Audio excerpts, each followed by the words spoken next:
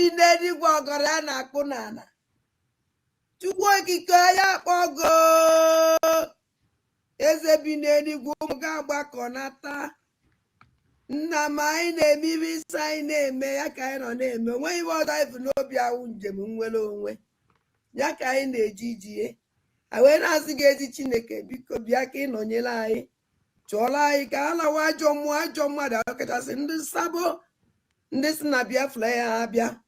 Ndị na-anụ ọgụ niile ebe a na-anụ ka ha wee fụdatị na Biafra ya abịa sị Chukwu biko ọgụ ahụ nwa ya nụrụ anyị ya. Gọzie anyị Chineke, gọzie ụmụ ife, gọzie ụmụ Biafra niile ebe ọnwụ na ihe na-anọ. Ezi Chineke ma ana m akpọkwa gị n'isi awalida Maazị Nnamdi Kanu Ọhamadike. Nọnyere m ihe, gbaala m ya ume, bụrụ dọkịta na-agwọ ya ọya. Chineke biko ọkwago ka anyị nwee onye ọzọ. Otu aka ka na-akpọkwa n'isi ọbata obie udo akọ mmiri na biko ihe niile ugoko ọdịnaka. Anyị eme ka anyị ji nwụrụ mmadụ ma agụ nwa ya eme ka iji wu Chukwu. Na m ana m asị aka ọwụna, ụdọ ọwụna, ezumezu ọwụna, osi n'enu osi na ọwụ ikwu ọwụ ibe ọwụ onye ọsọkwa anya wụrụ wụ ndị ji ọbata obi eji awalida Maazị Nnamdi Kanu asị m aka ha gbajie. Asị m tinyere ha ọgbaghara ebe ọwụna ba nọ na tinyere ha ọgbaghara. Were ọgbaghara tinye n'etiti ha. Chineke pịaba m ụtarị mee ka ọkụ gbuo ha na-arụ, mee ka ezumezu ha niile ha saa. Kpọpụtara ya awalida Maazị Nnamdi Kanu n'ọbata obi ya. Na m otu a ka si welekwa awa COS wee tinye gị n'aka nna m ọkwago nwa wike yoo. Onye emekwe nke o ji wụrụ mmadụ n'ọkwago Chukwu na-eme.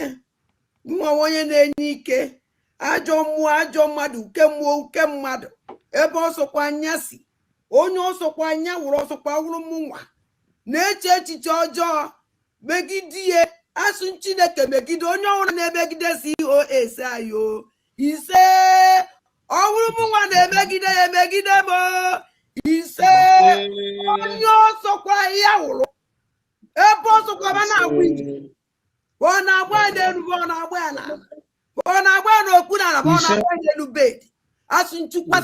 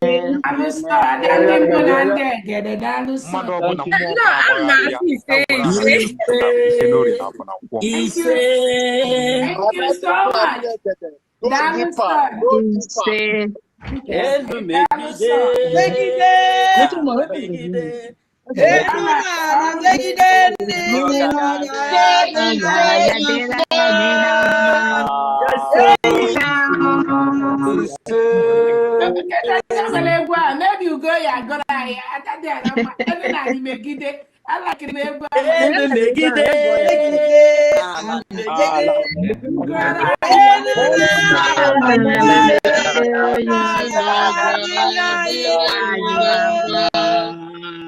All right, thank you so much. Welcome, dear friends.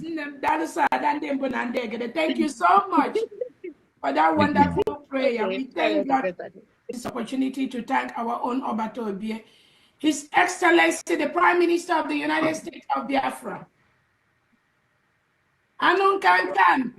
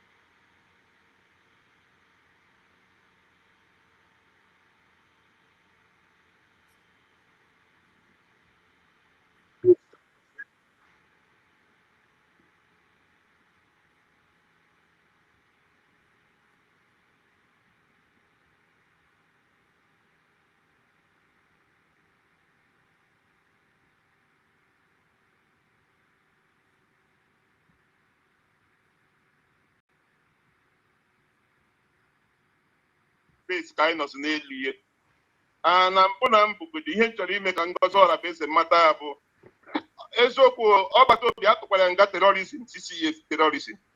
Ị nwere idea ada? Ọgbata obi Simon Ekpa Finland tụrụ ya nga 6 years for terrorism. Ị nwere idea? Okay, for the thing apụtago. Mba ihe na-ekwu ihe dị na news ka na-eme analyze.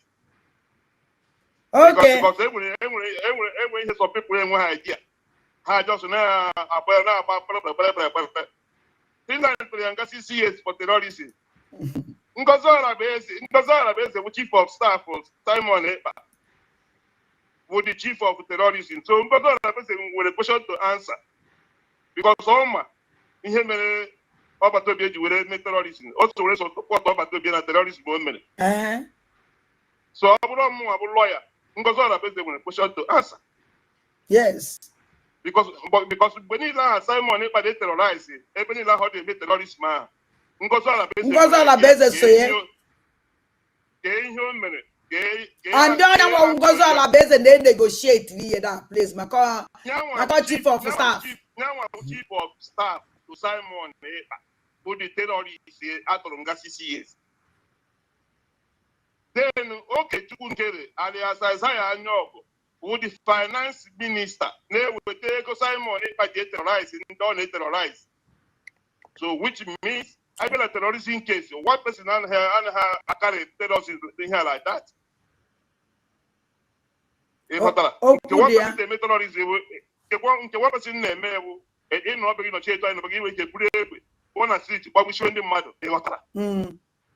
I had the way. The plan terrorism they do. Every pen at court. What the evidence from everywhere. The chief of staff will research in all. I am. Yes. So the court to consider me right.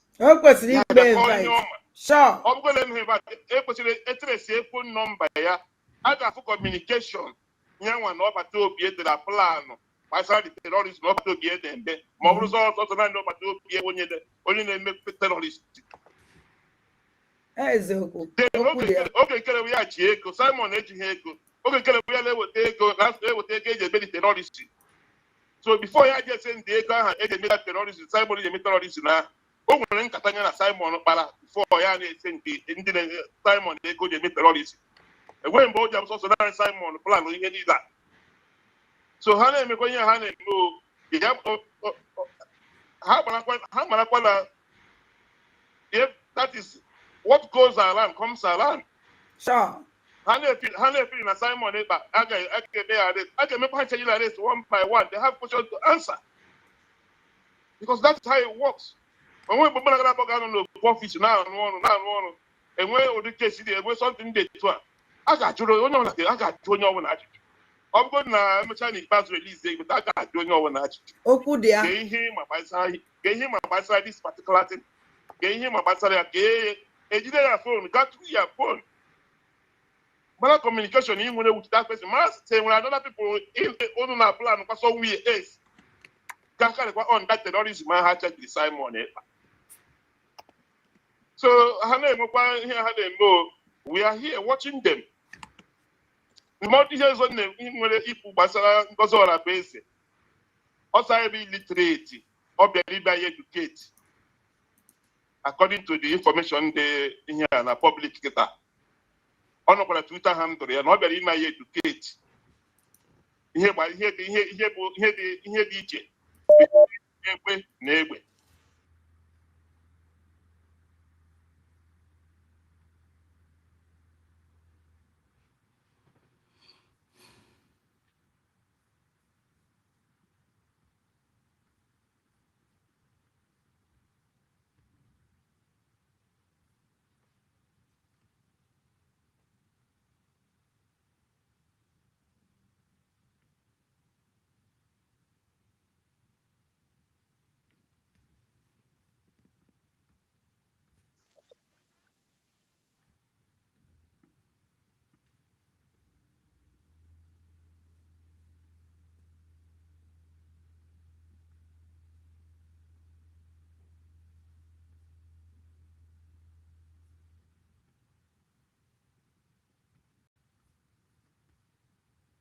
And the amumani evil better in the one say. Because now money evil, but one of evil man from a man on this mason no now. Amuma isn't 9 man on any way. And now we are one Yahweh. In my baby carry no kita. But they say none of my condition.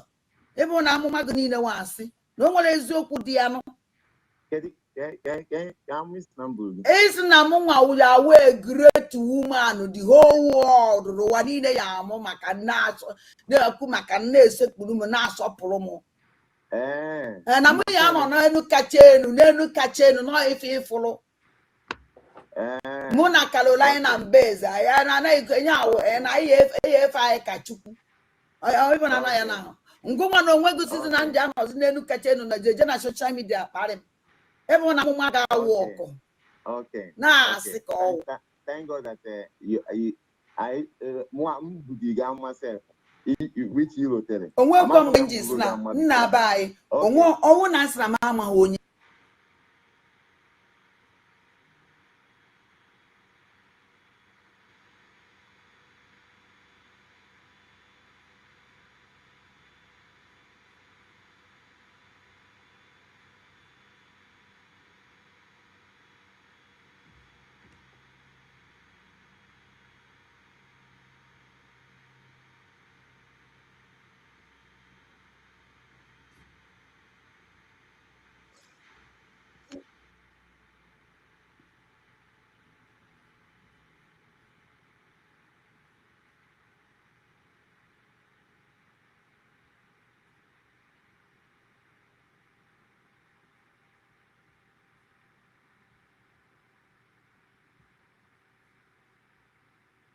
So, never. And I'm a queen, nobody, no more. If Abato Bia didn't bring this Biafra, only wanna forget here about it. Anybody wanna the Golodu, send us Biafra, Super Biafra, I will be a saboteur to that person. More won't you? I will be a Sabo, 100% Sabo to that person. Look at you.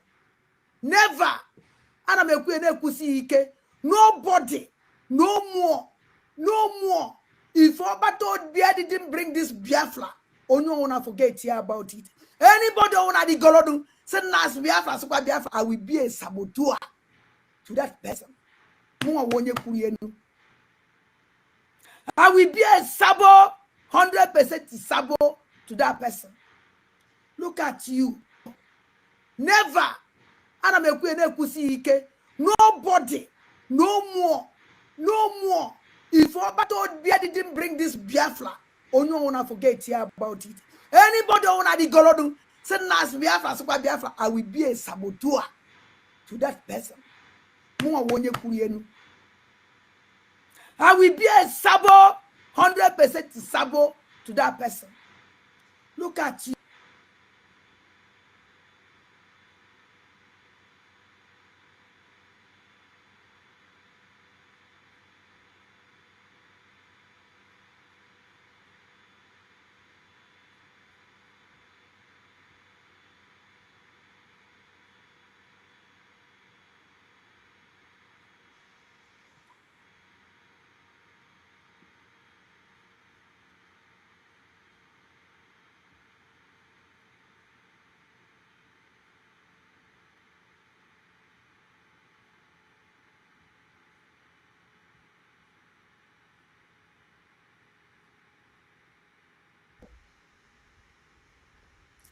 Chineke biko melene me ebele.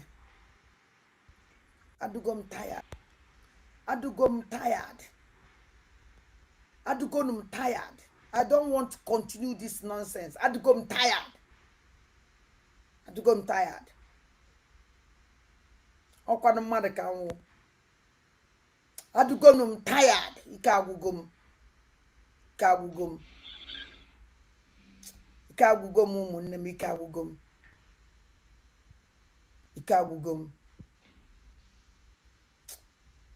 Second ike agwụbe man always but onye okwu asa adugom ike agwugom. And ọnwụ na nsọ unu ike agwụ na ma unu ewe n'iwe. Onwe onye ya awa ọwụlụ. Onye so na ọ dị izi ya bịa kene bịa mee nya. DCD.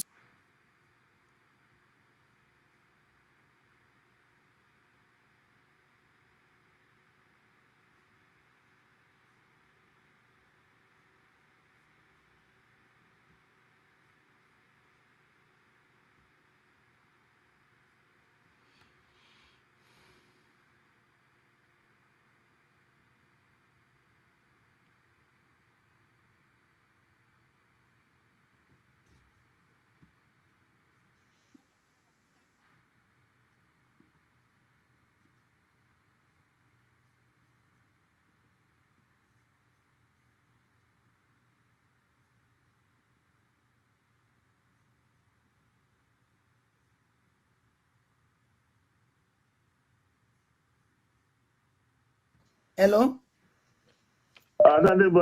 Nna ọkpa na-ama njijiji n'ala. Hey, ọkpa na-ama njijiji n'ala. N'ọnwụ na Biafra sọkọmbụ na nke a. Ọnwụ na Biafra mekịta sọkọmbụ, unu sọkọmbụ. Achinyela m n'aka enu. Adagenti. Ka imagine gị ihe agwade early this morning ka onye sere ka njụrụ gị ihe a.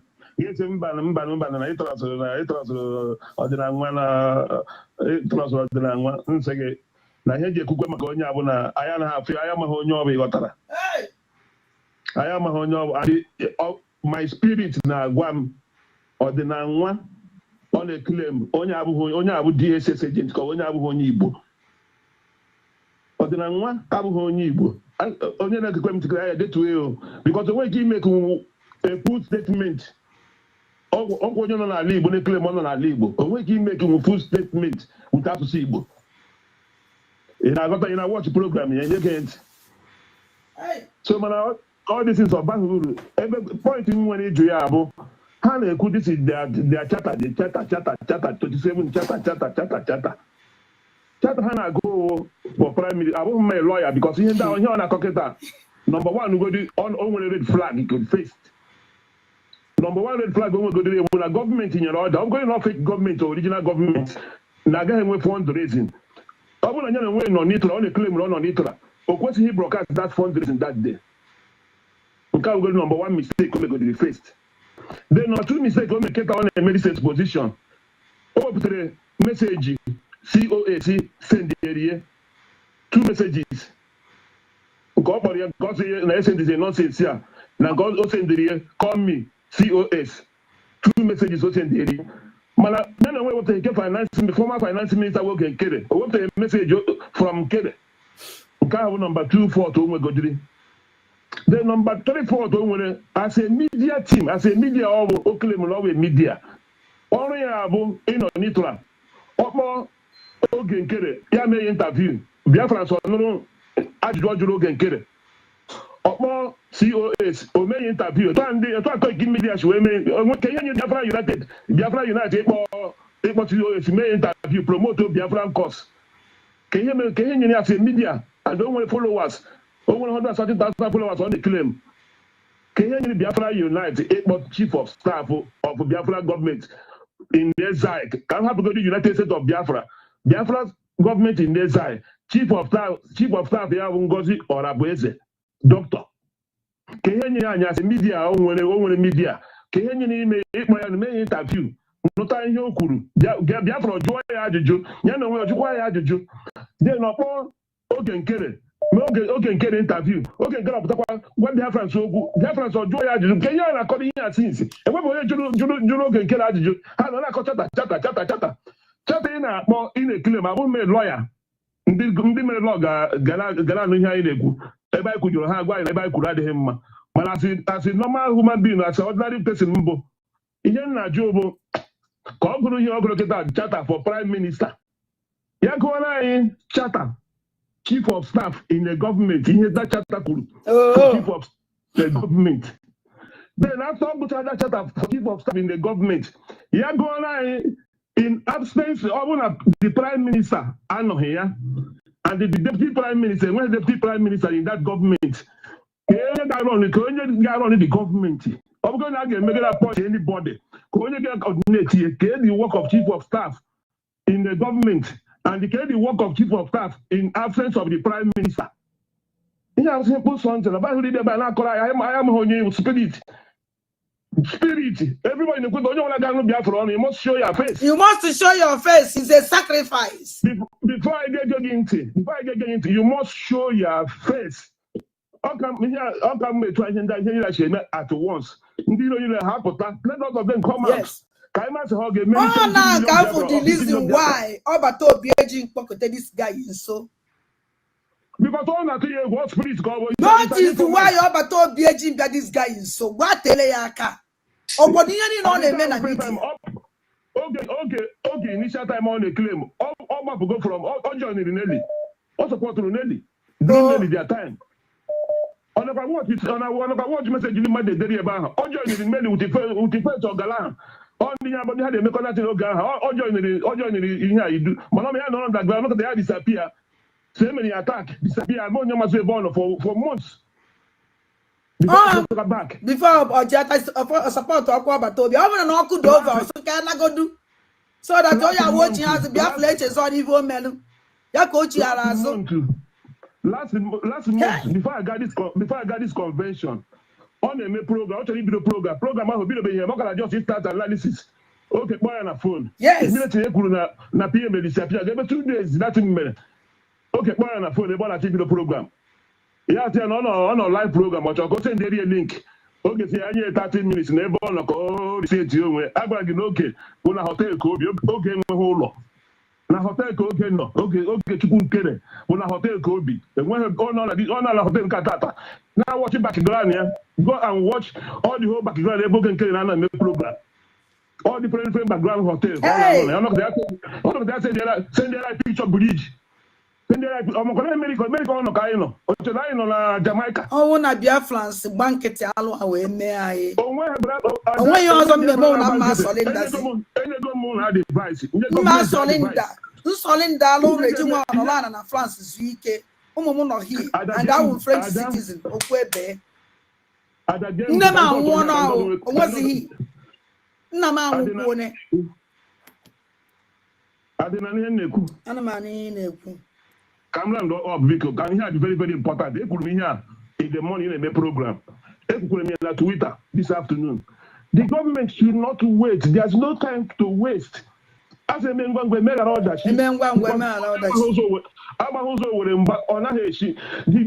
the attorney should go direct to court. Should immediately. Let them come. Let them come. Here I was going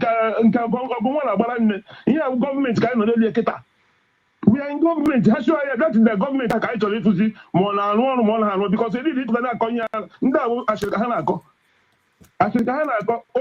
one of my yoga, my Biafra Unite. You have one court. You have one court, and the court will America back account to the account on Albania and Nigeria or no. Account to the Nigeria. Account to the Nigeria. Let us see all the government here in Iran through. Now, I go United States of Biafra. This is the time they will show that in. Those in Nigeria, Canada, Kuna, Abraham, Finland, Hala, Bosso, in America, Canada, I can't do America, Period. In Town, the Canuna, London, name broadcast, and you kidnap oil and Kenya. In Town, America, Haga, Yahaga, only that guy gave by the meeting and a court. Let them come. Come up with the because I don't want to get you on. Nando. Hi. Oh no, we are not even a that somebody I like so much. I like this man with hope na onya mother. A man that na ikuku. Hello? Hello? Adadio. Onna madam shock this night.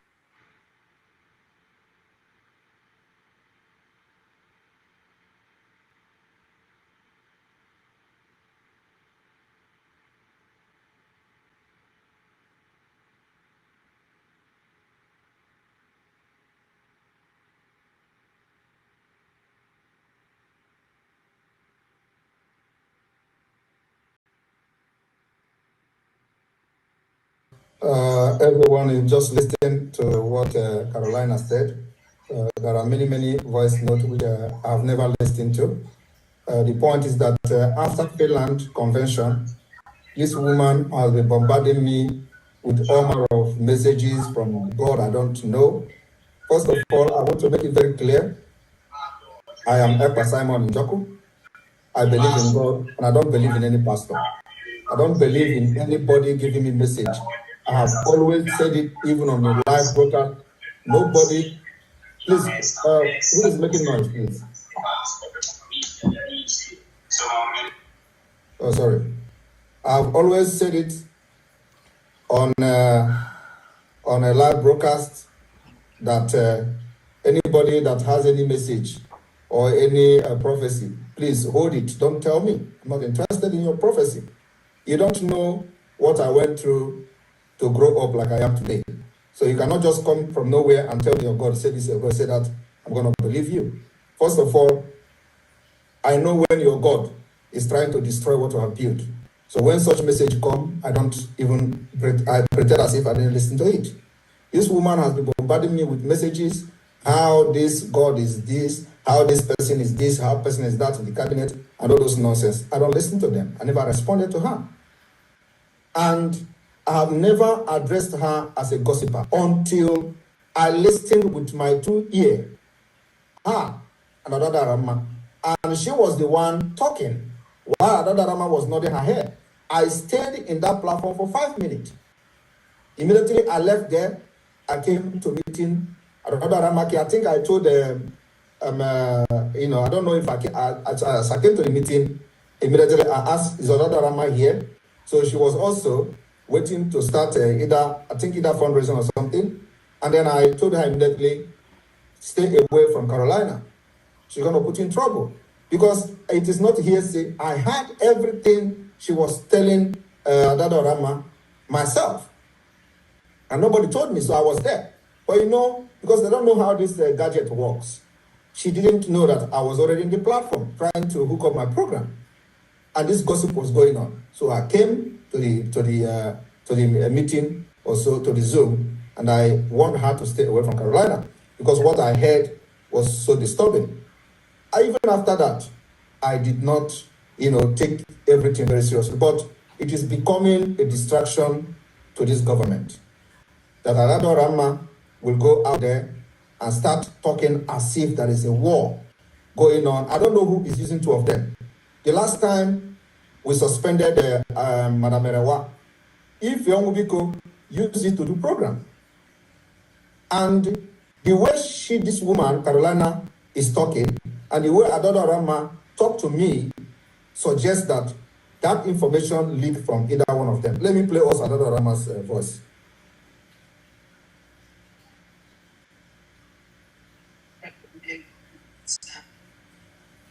Okay, good morning, sir. I'm sorry sending message by this time. After the wedding, I'm going to get a mongo not to.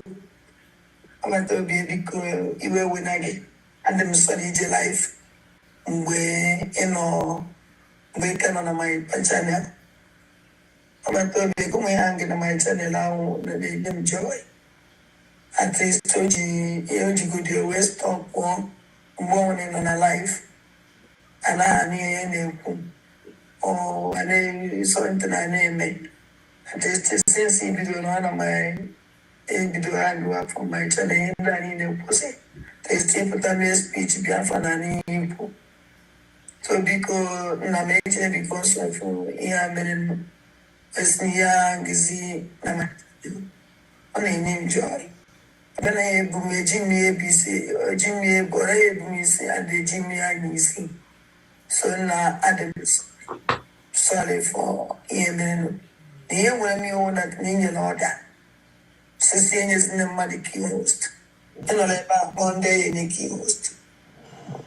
Then after came put a day in a key host. The media teams, however, I'm wrong with the Korean host to young laws on the Indian is also more Korean. After they come in, I'll make media, and I'll make media, and I will have on the media. I won't go to that near any those any key host, but all the media will a key host. Why are you not on key host? When you found John there, found John Miller, like Kennedy, don't know each and every before. Why isn't Ketaji position? Okay, can we the all my online, not connecting. Oh, we won't the town. Okay, here I'm now. Okay, more than I don't know for this. Mother, mother, after the book down here. A bag of homeless. That's only that. Okay, you know, stop when you or do case and not those people. But this thing, I was in a quiet was every fundraising. Last week, no. Fundraising normally. It's mission to my program down because of because I'm on case account off. So I'm told the because of here and which was all the sacrifice, which is a basic where the road today. Now this is struggle. Engineer because of this is mountain. I tell him the academy in the Canada. Who even name on blackmail you, on go you see. My neighbor, Nabatia, you take a little na media. Who's here? Who's in Nigeria life? Don't make on my distance. But they'll be check cleaner. So for that one, I'm sorry, I realized that my mistake. Then a big mistake for that. And I can just say, I'm sorry. Now I told him, okay, then my Disney fundraising because it's I kick him out. Then I kick whenever out. And my Disney fundraising. Or Mrs. Negative or mediator. Come on, because also I can't now, na media. So seeing now, na media, idiot is wrong with it. Or fundraising, I've been off fundraising, no, which I was on that. So all ministers make, I want to make this make that thank you very much. And I can mess again. Hello? Very, very sorry. Thank you. My baby. All right, I have not listened to other voices, so I'm not going to play those ones. But when you listen to her, you'll find out that the exact word if Young Biko used in that her program to explain Erewa is the word Adadorama is using here. Exact word. Onye mechanka, menko. The same word Carolina used that I'm breaking people's heart. I don't know whether what they want is when somebody try to destroy this government, I should allow the person so that I will not break the heart of the person. Nothing concerns me and them. We don't have anything in common. So if they begin to go astray, to go out there to destroy what they help in building, I should now begin to praise the person so the person will continue to do it what she's doing.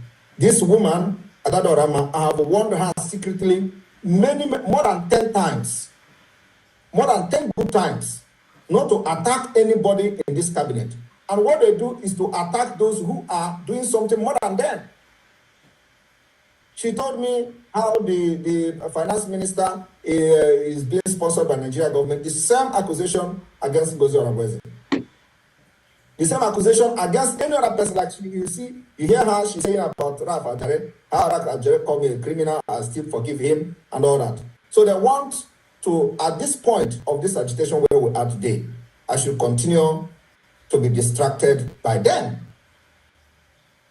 And then the other woman, Carolina, you see, she laid curse on herself, not on me. She said that we are going to cry. I don't know whether she is the God that is going to make me cry, or whether she is the servant of the God that is going to make me cry. But let me tell her, I have seen people that is more than her. Not in the struggle, elsewhere. And if her pastor is a witchcraft pastor that is going to make me cry, I want to see that cry. Let me see whether he is God and my own God, who is more superior. I don't look for people's trouble. But let me tell you, do not look for mine, because you will never survive and you will never live to tell the story. I'm not fighting anybody here, but I cannot be watching while you destroy what you joined, what you were part of, building them.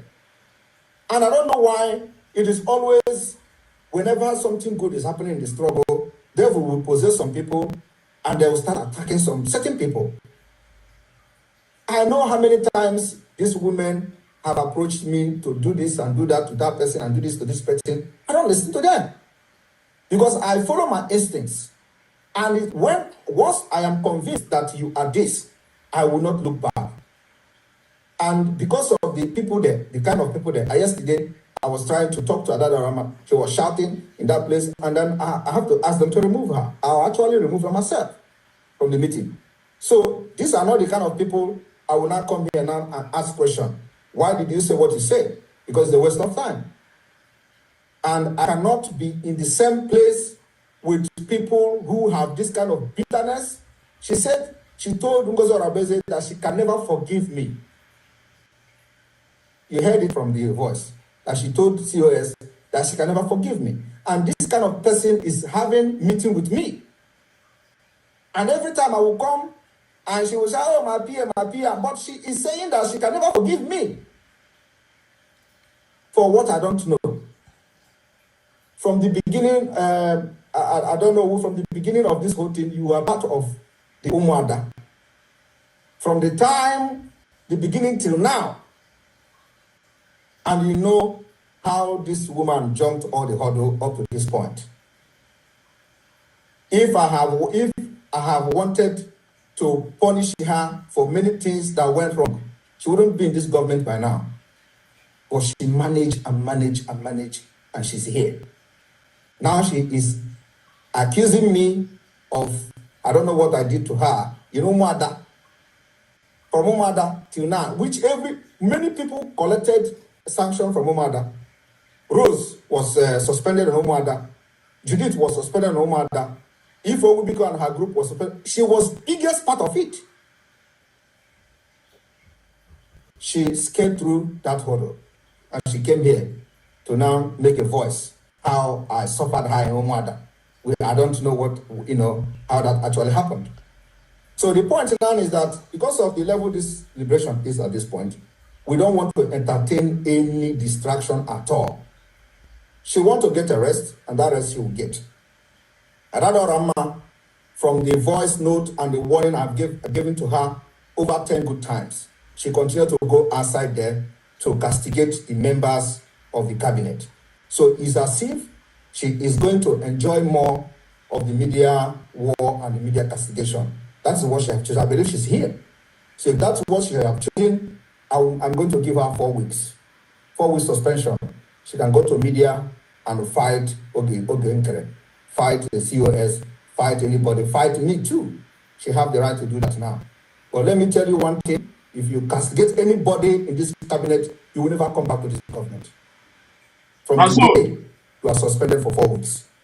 Something is applicable to Carolina. Carolina is on definite suspension until I'm convinced that her mental health, psychologically, everything is balanced before she will come back. And after that, if she's ready to come back, she's going to contact Mama Dobum, that she's ready to come back. But that will happen after 4 weeks. And the suspension is indefinite. So that she will not have blood pressure on this government. The thing is that the time we are now, if you are not ready to take heat of what comes from it, you better give way now. You better resign now because people have died. Your own is only blood pressure. You don't know the blood pressure I have. You don't know what I'm going through as a person carrying all this thing in my head. So if you're having a blood pressure, resign now and take good care of yourself because more heat is coming. A few weeks ago, I was telling people, since we have made a pronouncement of the declaration of Biafra, every arsenal will be released. And that's what is happening now. Today, they have printed flyers, my picture, my child picture, and they are sharing it everywhere. Nigeria military sharing it in Biafra land. And this is just the beginning. More are going to come. Everything that Nigeria know they are going to do it. And these people, what they do is to gather in their small circle and be causing confusion here and there. Adada Rama go to her program and start talking as if there is a war in the cabinet. They are creating this kind of, they're creating this kind of scene for people that are viewing them to think that, oh, there is nothing in this government, there is nothing wrong with anybody in this government. Somebody cautioned you yesterday that you are interrupting I don't know, and that is the right thing. She was talking and you are interrupting her. The same thing that I've cautioned you about me when I'm talking, especially on an important outing. Don't interrupt me. You continue to do that, and then you take offense. Okay, was correcting you that allow I don't know who to talk so that we can hear what she's saying. After that, you can do whatever you want to do. You were interrupting her when she was talking. You were talking. Nobody hear what she was saying. And I don't know who being an elder. We have had a policy here. Whenever she is talking, nobody should interrupt her. You came and started interrupting her. And they try to correct you. You pick offense because you already have bad malice against Oge. And every other person you have malice against. Only Samanepa is the good person. It's a lie. If you respect Samanepa, you respect those that Samanepa appointed.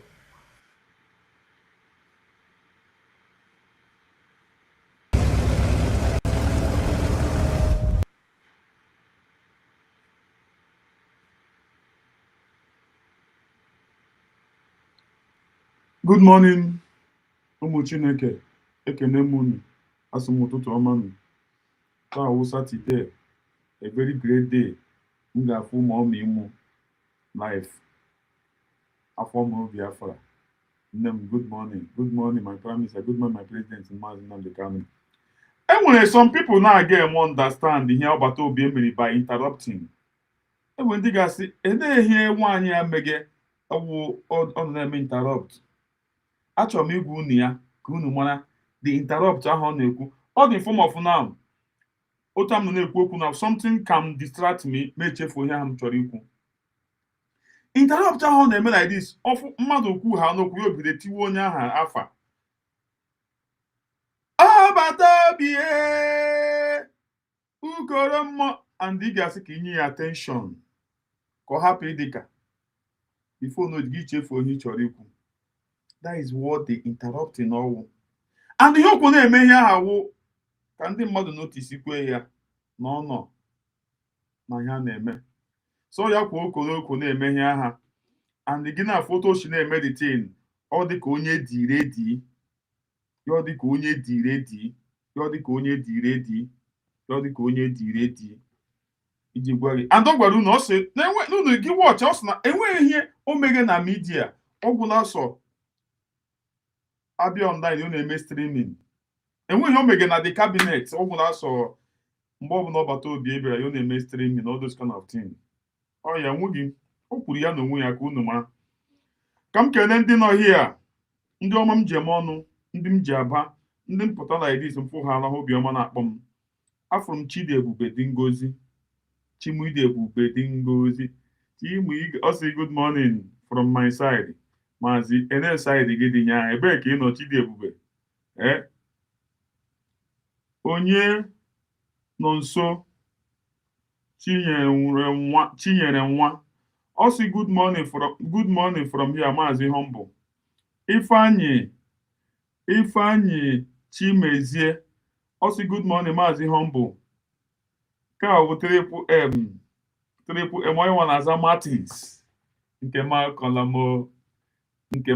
m nwa m ga-amụ n'elu ụwa si ya kpọọ ya nke makọla m. Nwa m ga-amụ m ga-akpọ ya nke makọla m. Ọ sị you are really doing a great job. Ya wụ nke makọla Martins triple M. Greetings to you all. The Martins are also my genuine fellow Biafrans, citizen. The same Martins. Also, what is the difference between Nasuba and DOS criminals? The same Martins. If you know, you know. The same Martins. Nasuba is really cashing out from the hand of the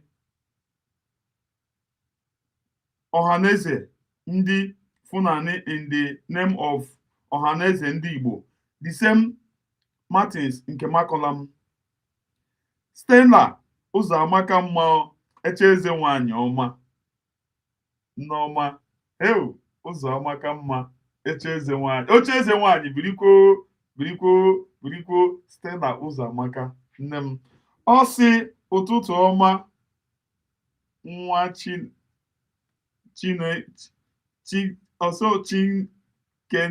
Chineke ya ka okwu Igbo. but ama m ikwuru Chukwu gozie gị. Chukwu gozie gị. Chukwu gozie gị. Martins abịakwa, Biafrans, kindly hit the like button ASAP once you join. Chai, Martins, ya will triple M. Also, you click the like button. Also, you click the like button. The love he show him. The love he show him just to click and share. That is the only love he can show him. And in the me, I can do us on ya. Him to him jiribia today. I will him jiribia. Believe me. I will him jiribia. I will him to izunu. Just when Monday. Martins also as a gospel of the Chukwu Okike Abiama must be preached. Yawu Martins nke makolam. Nne m Stella ụzọ amaka mma, oche eze nwanyị ọma. Also compliment of the compliment of the season. You all, I am citing everyone. Yawu nne m ụzọ amaka. Madam Ochuchu Ochichos Yawu Stella ụzọ amaka ezi nne m. Humble na your mind. Humble na your jisike. I am at work. Nne m ụbọchị mara gị mma. Ụbọchị mara gị mma. Now, and I will come back later. Stay blessed. Ndewo nne m. Ndewo. Ụbọchị mara gị mma nne m. Also question mark. Adocho. Ya wụ the same nne m aha.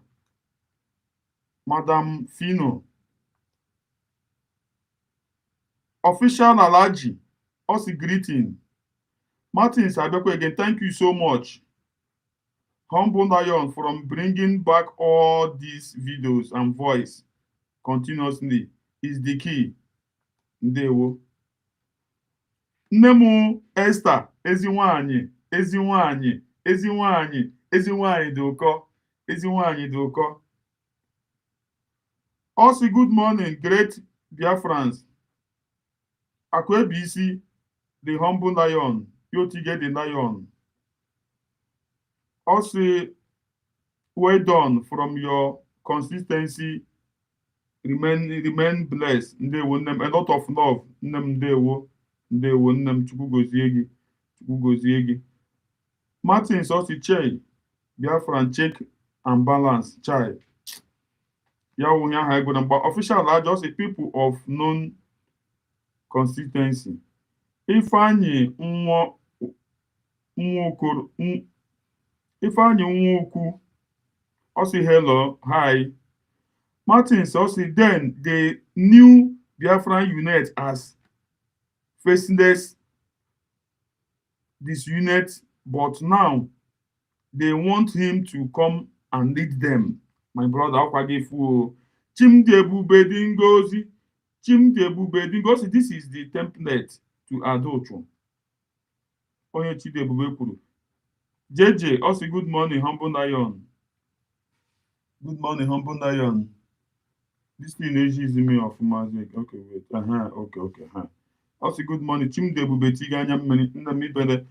Easy way. Also mazi tuto Monday. Chimdebube also in the San Jonas.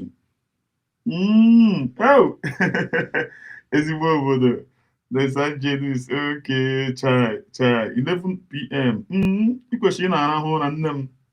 Ikwesịrị ihi ụra ahụ. Ọdịchi mgbagume. Lucky Nwadike. Good morning, humble lion, watching from Germany. Ezigbo country. God bless you too. Chukwu gozie gị. Ọtụtụ ọmụmụ nne m. Ụmụnne m, dịka yesterday. Ịma ọ dị mma mmadụ na-ekwu okwu then gị prove and asa nọ na-afọ ọsụkwa m da yesterday aha. Asa Tina nọ na-afọ ọsụ m yesterday aha. Na m jigodu ya voice m na-ekwu na Biafran unit chenjiri. Na m jigodu ya voice na Biafran unit chenjiri. But that program m nọ na-ekwu na it very important. Achọrọ m switch to that another program. Then bịa so okay. Ekwesịrị m ịbịa in the evening. Ụmụnne m oyi na-atụ here. Oyi na-atụ. So abịa m in the evening ebe issue them si n'ụtụtụ a ka m shu na ya. Then una be reason go do how many people, how many useless people, this idiot, this criminal, Sabo Faceless net deceive. then today na they say go and is the opposite by using AI is na-emezi program ozi. Achọrọ m isi maybe government anyị once anyị dara because we are going very soon. Ka choose or toward this guy in ga by hanging. This Sabo Faceless but in atu ya ga by hanging and na be na afu ya ihu ya. Onye na-amaghị onye ọgwụ ịmaghị otu ochi na-eji ma ojige nji. Inu hụrụ cycle m tụrụ ya ya ọpụta n'ọya nwa. But the people na-echekide nwere si na na hụ bụ onye dị otu aha. Ama m onye aha awụ. So ya wụ the thing. The woman who na pilot to get a push you where you many as a god ya. Today no na the woman who she this year. And this useless guy he deceive only many people. Who deceive only many people. And when they believe on him. Even when one useless woman na America, na say na akpara ikuku nna ya. You go to moto one ya. They feel ugbu a this guy did not kotazie. Where is AI na emezi videos. Well, the junior, but I think I'm going to go to India na-enweghị sense. All these useless people, this guy deceive you now. How will they feel if this guy in the omuma omere? And this Obi as a mama na this guy were criminal no. Obi as a no too well. Now this guy were criminal. But Obi as a because of evil heart onwe. Believe me, the person who will keep mmadụ, onye nwere mind. Reshima be accidental use car. Fear that kind of person. Unu can say accidental use car and then hear me. Ijuru hear me no motor hajiri. Hear me the motor ji one accident. Hear me onye nwe the motor ji Bugatti insurance. See how change area. But this Obi is a one mind. We are Reshima be. Obi is to show you that Obi is a wedding person. Obi is a know that this Sabo Faceless were criminal. But you are to this extent, the woman in particular, Mechadi self, only respect is Obi is. You only respect the Sabo Faceless net and nobody seeing his face than Obi is. So all those people now even didn't have one certain time. Now put up I'm pushing you voice and now put us what be your put up be me ya hon maybe before ya hate money. Oh ya come now all those people now how will they feel today? This idiot, this criminal no got changes here. Ngari si maybe ke echewe here basa this guy Bob na that Biafra. Atụọ ya nga onye na-amaghị onye ọwụ criminal na-amaghị onye ọwụ imagine ma onye Obi just know what DSS Nigeria plot to come and spoil what we are doing. Masị Chineke na-arọpụta ha anya ya bere ya na say si no ne onye a no way Sabo Faceless na they already say in peace today now ya am kwuru wo megi onye m si already say in peace you pụta bịa ma ọkando today now he's listening in peace he can come out with his voice ọkụ unu were check here. Why these people being this evil to destroy what we are doing? But today, na man just Indian, how will they feel? Come you the voice, go happily can I put more koku. Come you near, kunu di show, una jojo, mandi beriba. All Obi is just being natural evil. Akunano, Obi is just being natural evil. Chukwu ya akpọ ọkụ kpọọ ezinụlọ ya ọkụ chere gị mechukwu na ya bịa gụọ kọmentị ka unu hụ ụmụnne m dịtin gbara anya mmiri o ọ gbara anya mmiri ọ gbara anya mmiri ọ gbara anya mmiri ọ gbara anya mmiri pụta ọ dịgo ka ọ ga-adị. Breaking news. President Trump sends U.S. congressman to Nigeria for final warning to Tinubu. Good afternoon, great Biafrans and lovers of freedom all over the world. This is Biafra Unite Television breaking news update. Today's date is 7th of December 2025. A high-level... Akuna afunia. Akuna afunia. Una afunia. Una afunia. Una afunia. Una afunia. Ifuria, what is the AI?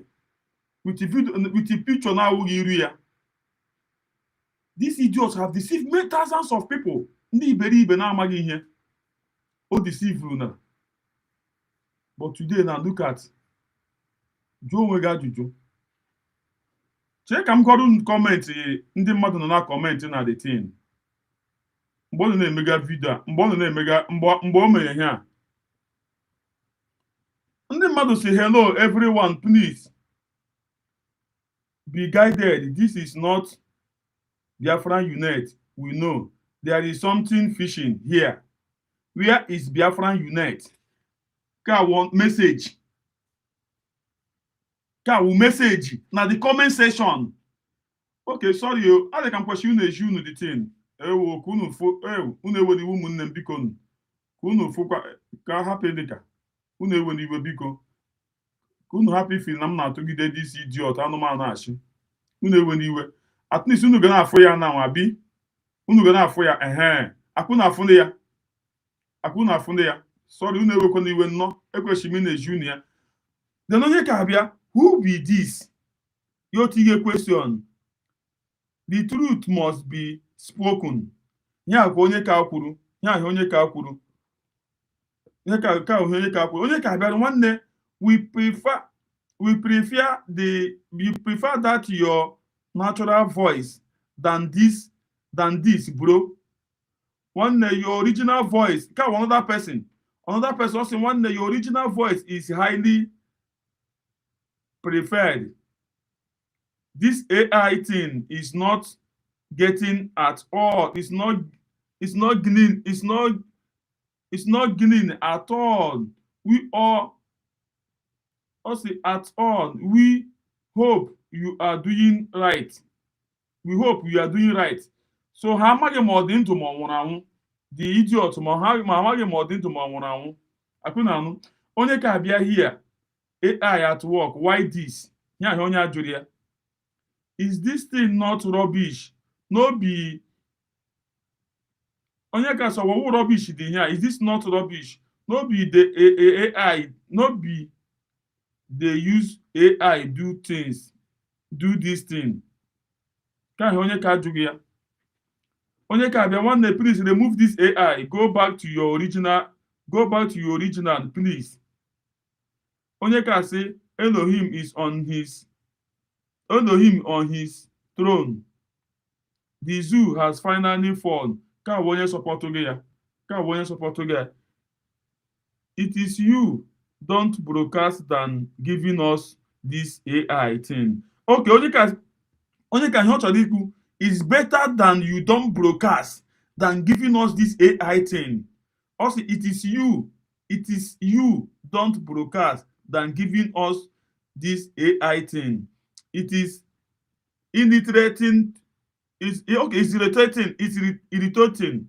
It is disgusting. Stop it and be real. If Biafran unit is not around, one should go on air. Unu ihe a na-agwa ya. Onye ka abịa sị Biafra unit have everlastingly sold his.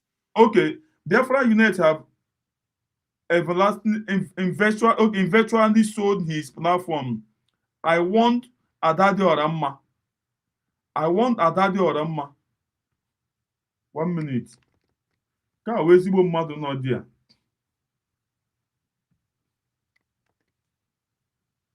Itin dị ka ọkọt.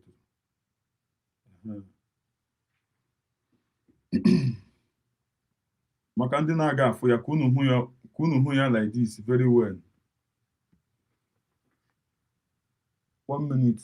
Biafra unit has eventually sold his platform. I want Adade Oramma and his supporters never to trust this Biafran unit, that he is a very unstable, not dependable, not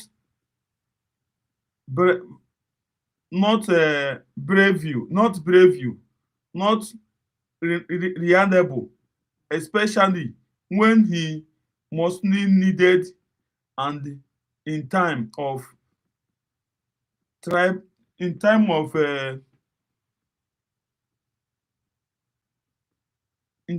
tribunant, he's only be the bulldog that can only bark and cannot bite. No a bulldog that can bark, no na agbo nkịta na-agba agbọ na-ata ata. Akuna funde ya. Onye ka abịa de Trump sir, we need immediately action, please. Akuna funde ya. This guy, AI code is now to show you how criminal this guy is.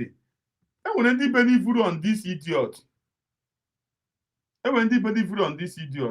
they say how much it is. You will a picture now work here. Will a picture mad will tige. Will a picture now work here. Will a picture mad will tige. Unafunia. Gwamu idi art idi here. Our criminal art idi here umunnem. Our criminal art. Here no criminal art. Okay, wefu. Here na this idiot women no criminal art idi here. Here no criminal art. O wonye bịa na-akparị nwaanyị na-adị ihe o mere ya. Unu nọ na-eche echiche ha niile na-anwụ ka ha nọ na-agba mgba niile ahụ na-akpọ nwaanyị na-adị ihe o mere ya afa.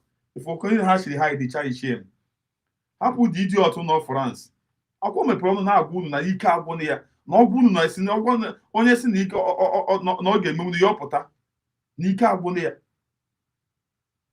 Now look at the can formula Biafran Sabo Faceless net jiri bịa ka ya.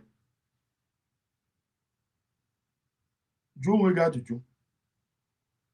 Ndị iberibe ahụ agaghị esonye dawe. Enwere one useless man nọ Spain na ọ pụta na this faceless Sabo Faceless net na ọ pụta bịa betige protest. Ifunani ya onye ha na worship as a black Jesus. Ifunani ya onye bebe na-akparị Ezeku na son.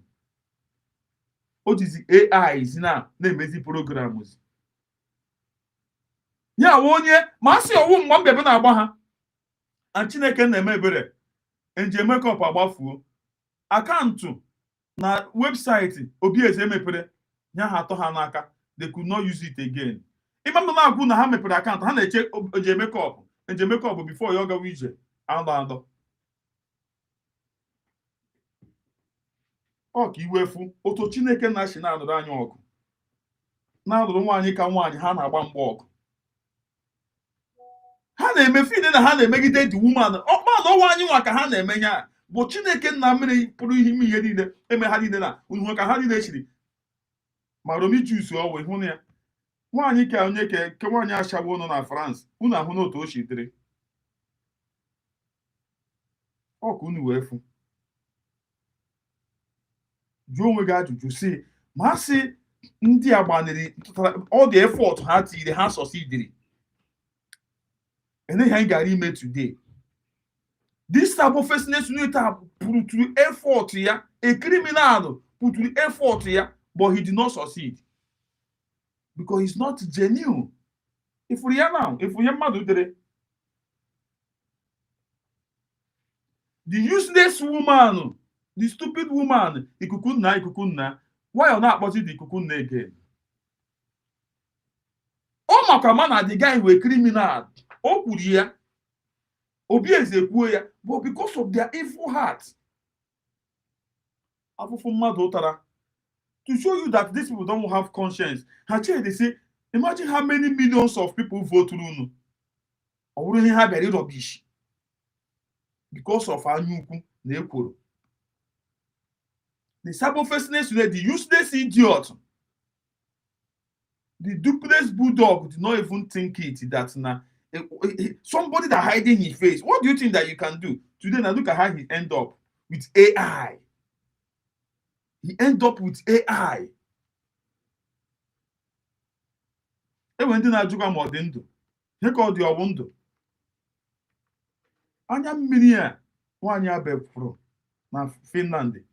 O mechi unu here unu ọzọ unu hụ nga mmadụ bekara anya mmiri na ihe unu ga-ezere onwe unu ezere. Useless set of people na-enweghị na-adịghị ihe ha ma. Anya mmiri a nwaanyị a bepụrụ mechi unu ihe n'ụwa unu ọzọ unu pụta ụwa unu pụta unu hụ nga mmadụ bepụrụ anya mmiri maka ihe bịara ya unu agbawa ọsọ. Idiot people. They do the idiot the wise. What is the AI? The useless obeys in election mad accidental use car. Evil man. Why you know kuzo maka Sabo Faceless unit? Obeys accidental car in election the mad on here boogie. On your boogie.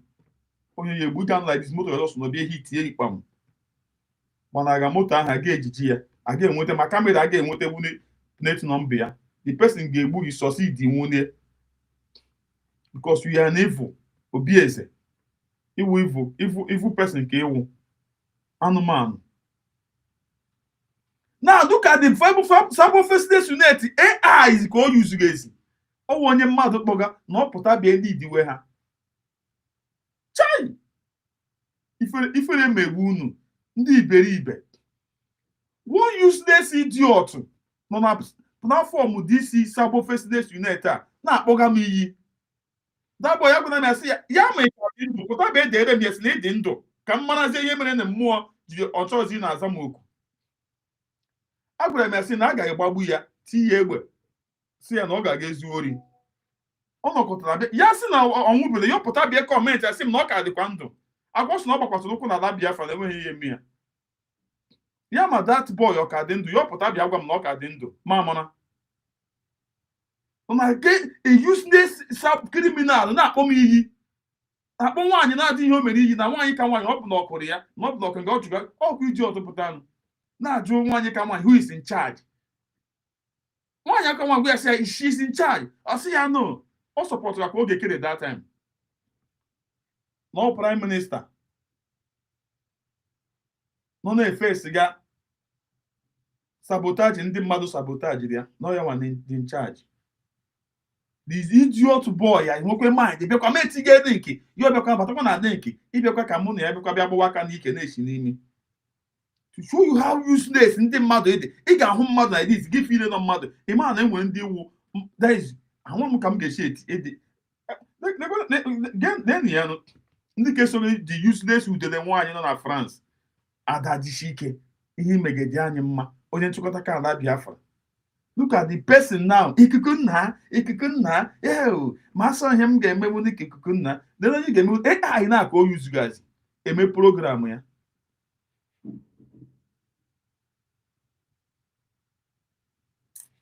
School got opportunity lokum. Magum mezin unu, generation unu, kunu kuru bambani no bara, une fellow, unu gamu chichon.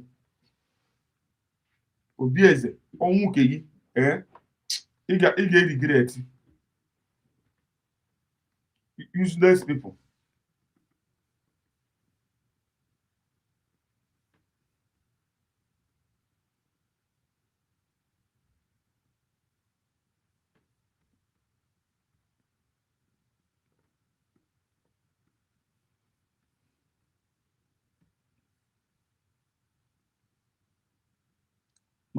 Na John George ọgbọ onwe unu. Asị ndị eziokwu anọghị. Na these people just know they can know assign ebe rubbish ihe niile anyị na-eme with their evil heart. Uche unu adịghị ya. Unu amadị na ndị a decide ya na ibi ndị gị nọ vote ndị mmadụ ha Chineke nna. Igbos in Nigeria, 73%. Said sometimes or always they were treated unfairly by the government. This is last year. This is the highest rate of any ethnic group surveyed in Africa. In their view, they are sometimes or always treated unfairly by the government. So it's the issue of injustice? It is a deep grievance, and it's a disconnect from the Nigeria project, as was mentioned earlier. And I mentioned that number just to underscore the underlying grievance that has to be addressed. So amnesty is potentially part of a package, but the disconnect has to be addressed. And the Southeast is a core pillar of the Nigeria project. Comes back to the discussion of of its importance. So all of these issues that are being discussed are inherently political. They're being seen through a political lens. For example, infrastructure development. The grievance is you have a very productive region that is exporting not just to Nigeria, but internationally. You have, I think, Imo and Anambra are number 4 and number 6 for GDP in Nigeria. And that was in 2021, which was a very violent year. So even amidst the violence, three of the 5 states in Southeast are in the top 12 for GDP per capita. Yet there's no seaport. The bridges are not good. The roads are not good. So it is a development and infrastructure issue, but it's seen through a political lens as a political grievance.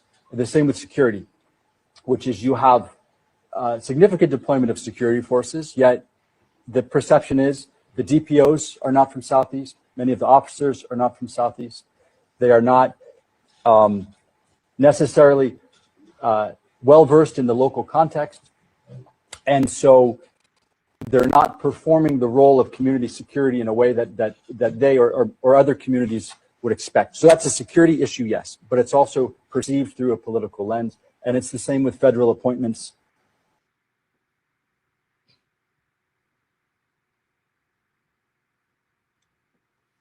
Ndị Igbo Chineke nna goziri anyị bụ the problem anyị nwere n'afọ jụrụ ndị Igbo njọ. Chineke nna goziri anyị bụ the problem anyị nwere n'afọ jụrụ ndị Igbo njọ. Afọ jụrụ unu njọ. Afọ jụrụ unu njọ. All the form of the Obieze, a useless man. Igbo n'okpuru nwaanyị na-achọ okpuru a useless woman na-achọ isabotage, destroy ihe nwoke ibi ya tara afụfụ. Dozie. Na the USB na foundation ya na the 40.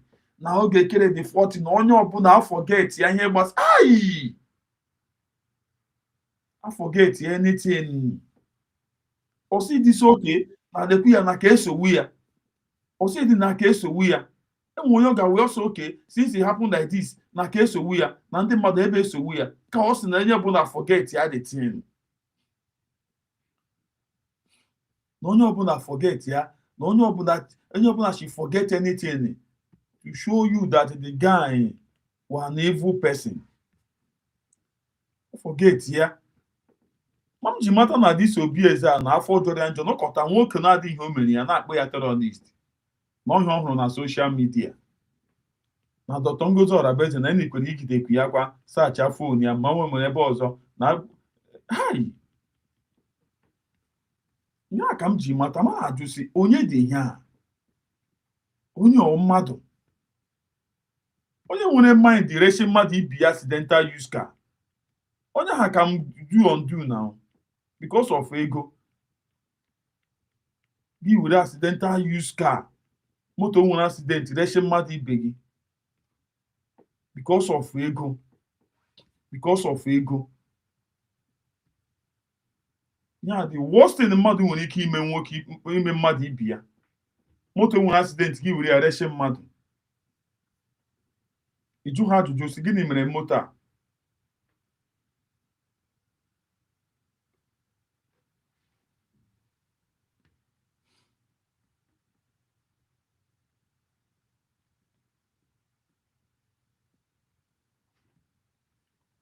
Kọta nnọọ nwaanyị na-adị ihe o mere. Lekwe the Sabo Faceless Limited. Where is him today?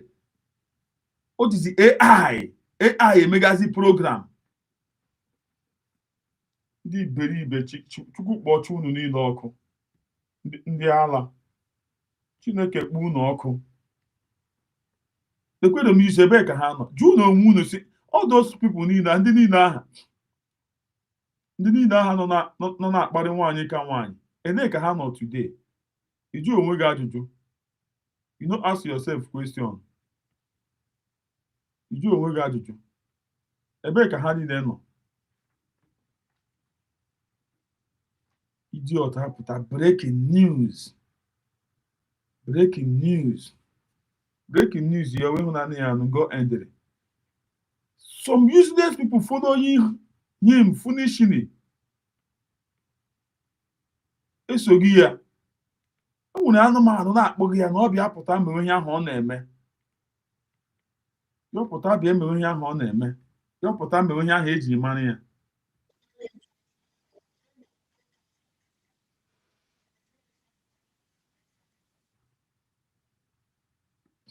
Yọpụta bịa emewe ihe ahụ eji mara ya.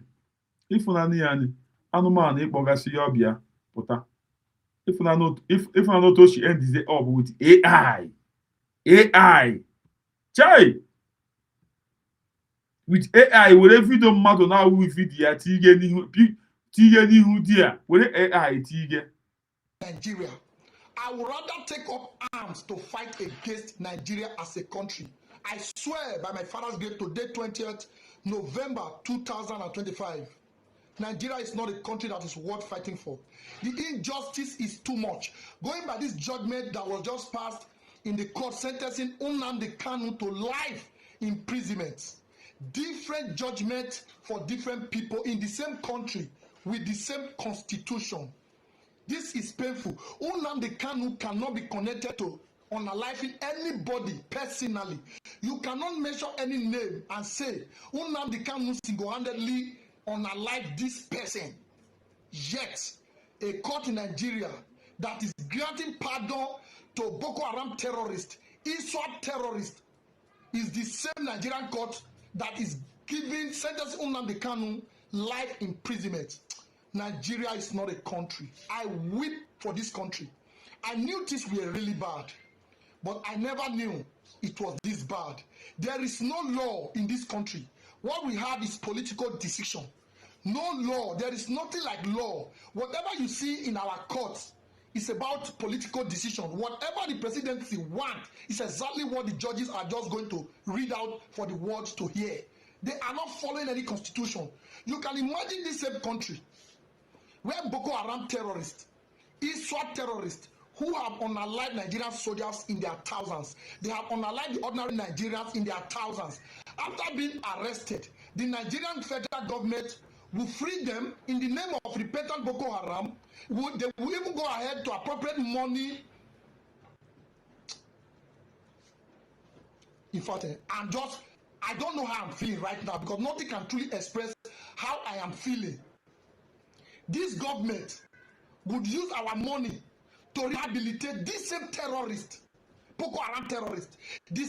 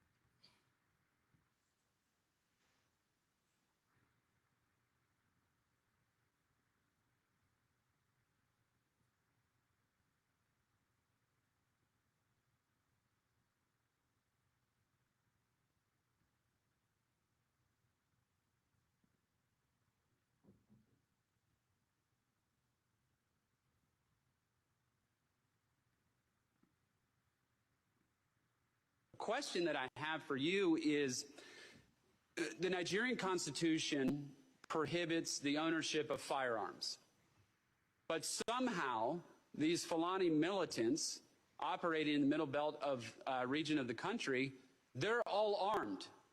And we're not talking about ISIS, we're not talking about Boko Haram. Why hasn't there been some type of move or campaign by the Nigerian government to disarm these militants that are operating there, where we're seeing a lot of this killing that is coming from them? They have access to AK-47s and other small arms to slaughter Christians. Is this something that you've been talking to the Nigerian government about? Because I think it would actually have a serious impact, and it is something that I raised with the Nigerian government officials when we met with them. Thank you. Thank you, Representative Moore, and thank you also for your service on this task force that will be providing recommendations and your meetings with the Nigerian officials. Appreciate that. I think this is an excellent suggestion. as part of the strategy that we are putting together, in particular to talk about the policing aspect of this. And what is happening in the Middle Belt, so that we can focus resources and have specific recommendations on actions that the Nigerian government can take. I very much appreciate that suggestion.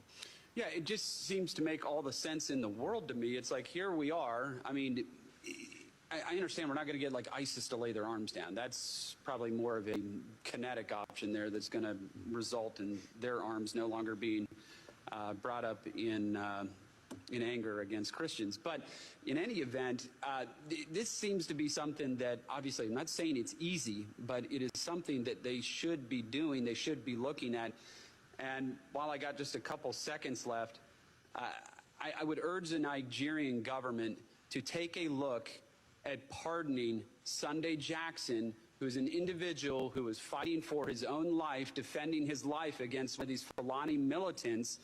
That Fulani militant lost his life in that struggle, and now that person, Sunday Jackson's facing the death penalty.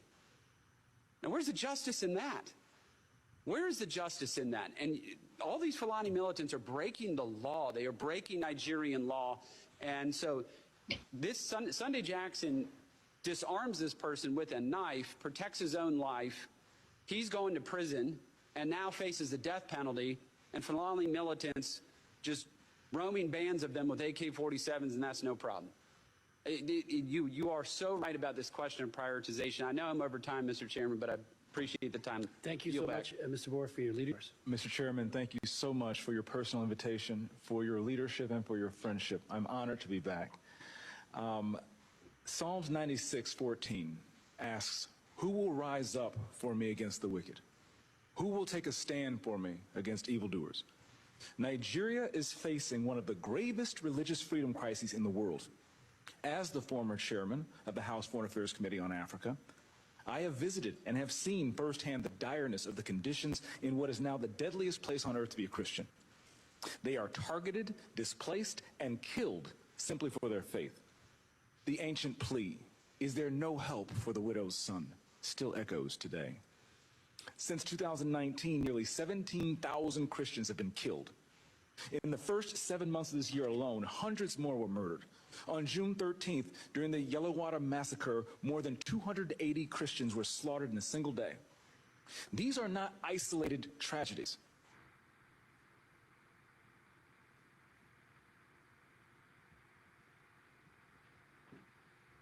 Ọkụ unu wee fụ ya stili ihe anọ na-eme ndị Igbo nọkwa na-agba onwe ha mgba.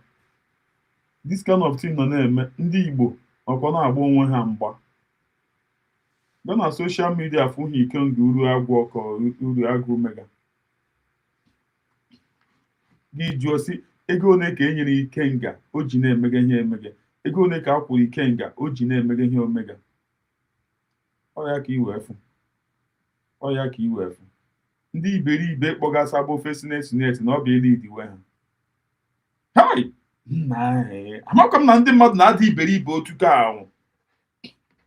Onye na-ana ahụ ihu ya anya, ị na-akpọ ya ọ bụ elidiwe gị. Chai! Chineke God.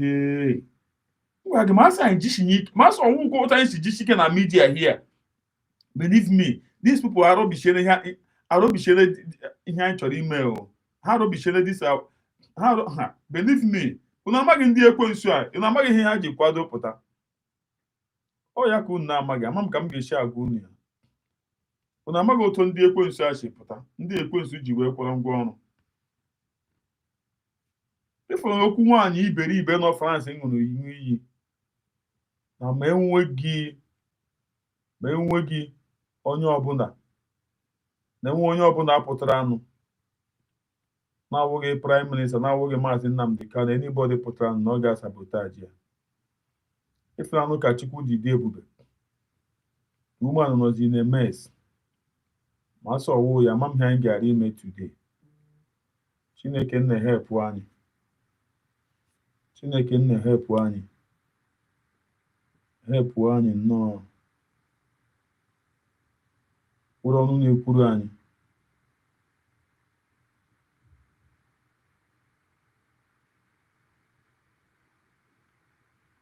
ọnụ na-ekwuru anyị amamihe anyị gara ime today unu ukwu na-agba gọọmenti a mgba ihu ga-amachi unu n'ala ụmụ nwaanyị ndị iberibe nọ na Amerịka sọpọtụga this useless woman nọ France tupu ya akpọcha unu niile ọkụ unu na-apụtazi unu gara ịpụta then they come out again all those useless women a na-apụtazi again bịa support onwe ya ha na-apụtazi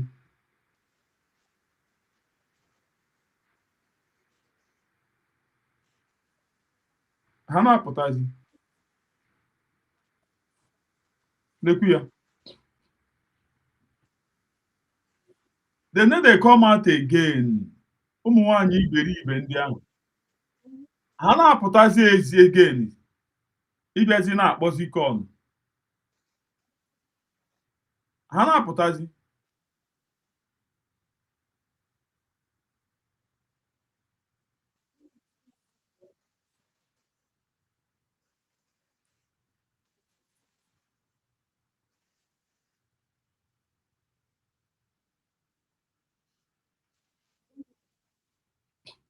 lekwenụ ndị na-akpọzi all those useless women you cannot see them call again all those women ha na-akpụchaziele sọsọ this stupid man a sọsọ this idiot a onye na-akpọzi ya na obi eze ịnụ ya ọ na-ekezi ekpezi ndị mmadụ kpọwazie ọ na-ekezi ekpe ndị mmadụ kpọwazie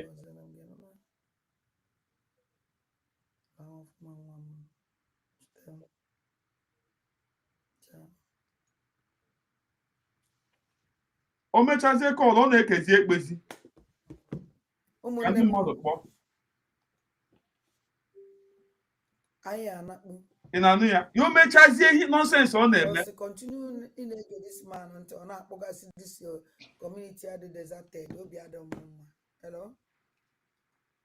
lady stupid man ke nwoke na-enweghị ifere n'anya my sister, all the too much for you. The turn I carry, madam, or him, and the Cruziana, all the too much. The elegant. I get an uncle naked, uncle. When I'm also done that water that come on that was showing on the road. John Mono Wanya di ya too much. Na wo sọsị ya ga-arụ dị ọrụ gwanụ m ọrụ nwaanyị arụga ọrụ propaganda gwanụ m ọrụ ga so the second one them some things and I'm only can on social media but I'm not going to see what I mean. And though I know him on a social media, you are the hand at also say go. Would you also? And then again, only this thing and then go. And then again, only this thing. In Ania, John Miomega, John Manomano, I hate this useless woman, Omega. John Manomano. Here, this useless woman, Omega. If you look at woman, she hear Kanishi. One you hear Kanishi. Today, no photo, she hear Kanishi. Because some man this man will useless man. Then you go, she hear Kanishi just 1 minute. Then I go, she hear Kanishi. Social media, but I'm not going to see what I mean. And though I know him on a social media, you are the hand at also say go. And what do you also? And then again, only this thing. And then go. Then go, she hear Kanishi. And then again, only this thing. He had an emerald. Now go right in the middle of good day. Just watch. Dem to shi ya aka n'ishi.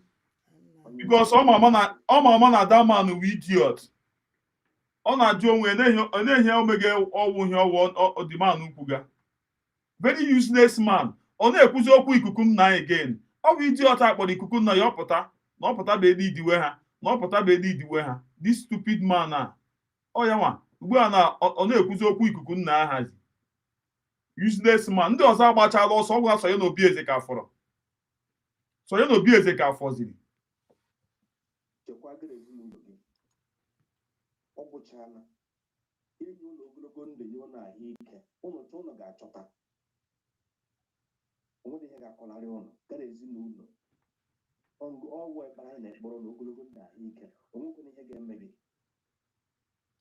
Biko nna ọ bụchala mana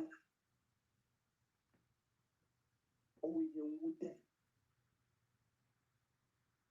ihe ewu ihe mba na-eji Russia, America, China, all those developed countries always pose ka ha jiri were ihe ha wụ today. Ihe anyị na-achọ achọ ka somebody so important at his age ụmụaka nwere ike ihe ga-amụta ihe dataman na-arụ. Ụmụ anụ ọhịa ndị ochie adịghị west ọ dataman for nothing. Ka m jike n'ụlọ mgbe agha Nigeria na Biafra bidoro majority of ihe ejiri gawa lụwa ọgụgụ ngwa a ka anyị jiri aka anyị ụzụ ọka med na ndị ọzọ ngwa ọgụ ndị Igbo jiri aka ha akpọ ka ha jiri ga ọgụ. Ụmụ anụ ọhịa na-enweghị uru ha bara n'anụ gufu agagharị so n'udo na hope ụzọ dị mma buru egbe buje ara eme arịrị achatizi obi agbụwapụla m ada anwụrụ na mma ihe ọwụgara ihe anyị na-achọ achọ. Owu na-ebutere nwoke na ezigbote egbe n'aka na obi dị nne ebe ụgbasị mana onwere compassion ọkọ na-awụla ihe na AK-47 ya nwere ikpe egbe pụtara nchara ka ụmụ ndị ochie ji ga-agbagbu ihe ọtọ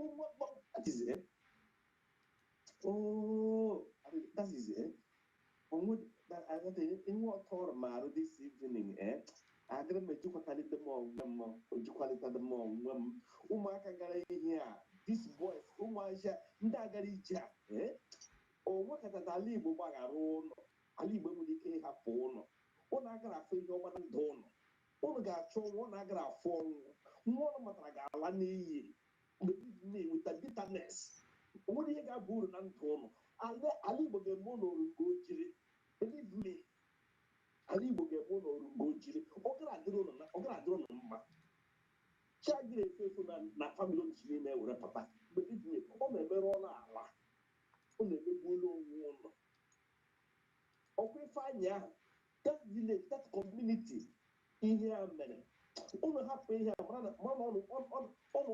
ọnụ ga-agwụ that is spirit of that man agara hapụ ọnụ ụlọ ga-achọwa ihe because this is injustice. Onwe ihe mere ha ga-eji ebufu this man onye nyere ha the authority to kill ụlọ hụdere n'oshi aka ọrụ mmadụ. Enwe onye ọbụla na-arụ ọrụ n'ala Igbo nwere ije ịga na-ajụ mekanik ọ laịsensị o ji arụ mekanik a na-eme ya ngwa nna ụmụ ndị ahụ ndị oshi ndị a na-aga kidnappers na gịnị ha na-agbakwa moto ha na-emebi emebi ọkwa mmadụ na-arụ ha moto ọ na-agaghị ejide ndị a na-arụ ha moto gbufuchie ha.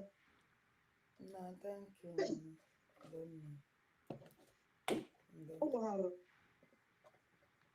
Jovika otu meseji m na-ahapụrụ the community justice for one of that man John justice okwu ụzọ dị mma na usoro ụdị egburi ya n'ụmụ Igbo emerela ha ala ọ gara adịkwara ha na mma den Jovika isi Igbo na-agwọ nọ n'ụlọ isi igbo la agwọ n'ụlọ agwọ na-eche igbo ụlọ ekwe believe me agwọ ama agwọ atụpịaghị n'anya ma agwọ atụpịaghị n'anya gba na asa n'anya mana na emedo onye nwụrụ n'agha mana emedo ala dị Biafra wụọ ala dị ya ala ma agwọ agbadị na asa n'anya gbapịa n'anya ụkọchukwu na-ata asị gị kara dị na-ata asị na-akpọ onwe ụkọchukwu ọwara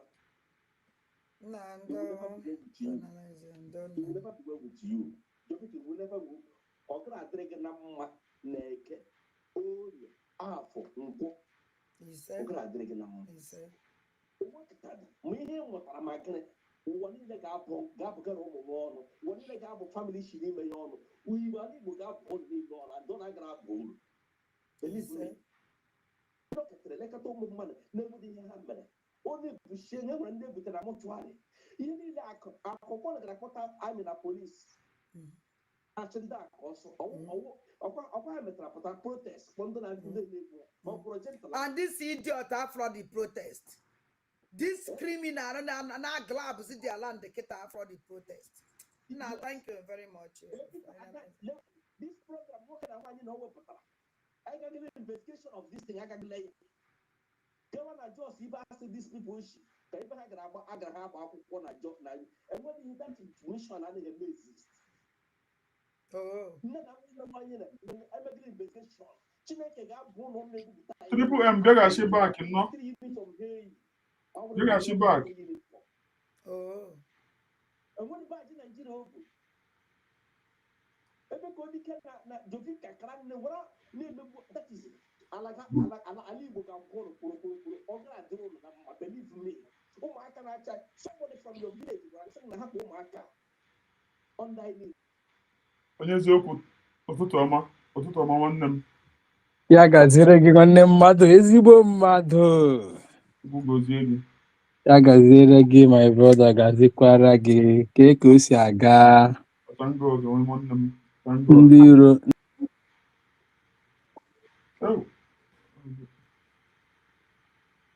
tego na ọ na-eme. Anyị bụrụ onye Chinechere anyị Chukwuma. Anyị bụ onye Chinechere anyị Chukwuma. Ndị njọ dị ka anyị Chinechere anyị Chukwuma. Anyị obodo onye Chinechere anyị Chukwuma. Ewo ndị njọ dị ka anyị Chinechere anyị Chukwuma. Amaghị m onye iro m. Anyị amaghị onye iro anyị. Ihe anyị na-amaghị agaghị ama anyị. Anyị amaghị onye iro anyị. Ihe anyị na-amaghị agaghị ama anyị. Amaghị m onye iro m. La soba. La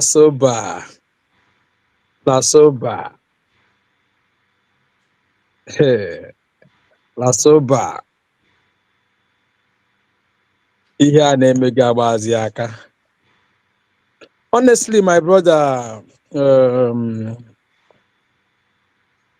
Obodo onye amụma, Akụebisi one of United States of Biafra. Ekene m ka m were ohere a kere our broadcasters. Akụebisi ekene m gị. Daalụ sọ ezi nwanne m. Daalụ sọ ọya abalị gị. Chukwu ka abịa ma gọzie unu. Ise. Maazị Kelenna. Chukwu ka abịa ma gọzie gị. Nọrọ m ịlọrọ. Maazị Kai Report. Chukwu ka abịa ma gọzie gị. Ise. Maazị Biafra Exodus. Chukwu ka abịa ma gọzie gị. Ise. Ada Simon Ịkpa. Chukwu ka abịa ma gọzie gị. Ezigbo nwanyị. Progress the analyst. Chukwu ka abịa ma gọzie gị. My sister. Biafra Real TV. Chukwu ka abịa ma gọzie gị. Onye nọchiri anya ugo 247. Onye siri ya zere. Queen Capon Media. Chukwu ka abịa ma gọzie gị. Hey, I ga-aga ole ghara ibe ya ndị niile Chukwuka Abịama ji in fact ihe a bụ the rescue mission team. I swear. The rescue mission team. Hey. Abụ otuto dị anyị n'ọnụ obi aṅụrị ka iji abụ ya onye nwanyị nara ekele ebe i mere ka anyị dị ndụ. Anyị ga ọkụ kara enyo teriọm. I swear. Ọkụ kara enyo. Chai, ụmụ Chukwuka Abịama. No wonder our leader Maazị Nnamdi, that's why I ji wee kwudosie ike maka na our leader Maazị Nnamdi jụrụ Chukwuka Abịama. Tupu ọ bụrụ na ọ bụ ngị nwa zipụtara m n'ọrụ a maka ama m na ndị be anyị adịghị anọ ihe ndị be anyị bụ ndị isi komkom mana ọ bụrụ na ọ bụ ngị nwa zipụtara m n'ọrụ a m na-agosi onwe gị gosi ihe jiri bụrụ chi Chukwu amụma gosi ihe biri bụrụ chi onye amụma gosi ihe jiri bụrụ chi Chukwu gosi ihe jiri bụrụ chi onye amụma Chukwu wee gosikwana ya ihe o ji wee bụrụ chi. O gosi n'emu na ọ dị ebube. Otu a onye ọma. Otu a ka ọ dị my brother. Otu a. Onye ọma. Daddy gosiwa anyị n'ịdị ebube Jehova m onye ukwu. Igosiwa anyị n'ịdị ebube Jehova m onye ọma. Hey, my people, I can't forget to acknowledge our people at the comment section. Udo dịrị unu ndị eziokwu ọ bụkwa ndị na-abịa agba wọọ. Yes. Ndị na-afụsi isi n'anya ha ekpuo ya ọ bụkwa ha ihe a na-ekwu okwu ya bụ ndị eziokwu. Eziokwu.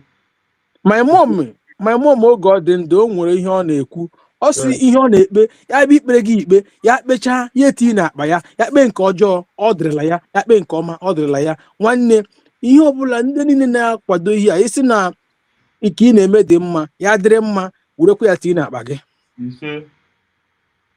Honestly speaking, oge agụ nwaanyị gwara Lasoba maka na Lasoba che na omego arrive ka ọ tụbazie ihe na-eme na agụ nwaanyị agwa ya dat na ọ bụrụ na ọ gaghị eme at the head instruction of United States of Biafra ndị ga-abịa eme at the head na-abịa nke ga-arọpụta ndị ga-abịa lọrị ọgụ asị ewe o nwere ndị o rekruturu ya nka nwanne n'enu Chukwu esi n'ugwu si na ndịda ọkwa replacement ya na-replace onye ọbụla ọ na-eweta onye ike kacha nụ the best of the best na-replace onye aha ifiri n'ọya ka mara. Hey, ekele dịrị gị eze ndị eze m ebe mere dị ndụ nara ekele ya ọ na-aga ọkwa onye pụọ onye ejiri place ya wee kazie onye nke mbụ even onweghị ihe ga-eme ị ga-eji wee sị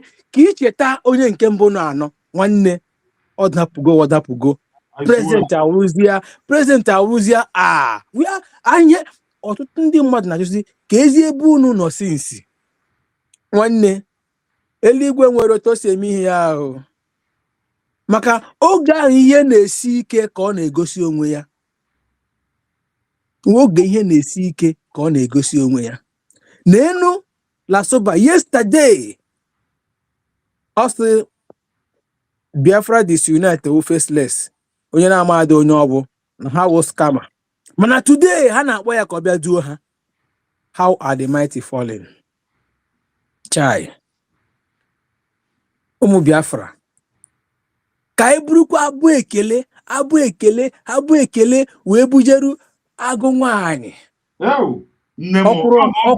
ọkwụrụ ọkarịsị ya nwaanyị si were ọ na-agbọ.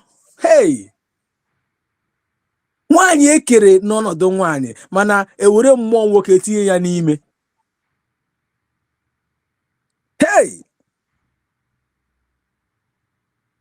anyị na-ekele gị Chineke nna m ịdị ebube onye na-eme mma ịdị ebube Agụnachi mba m ide ebube anyị na-ekele gị ọkasị akasị ide ebube onye na-egwu uwe ide ebube Chinyere Biafra ide ebube anyị na-ekele gị.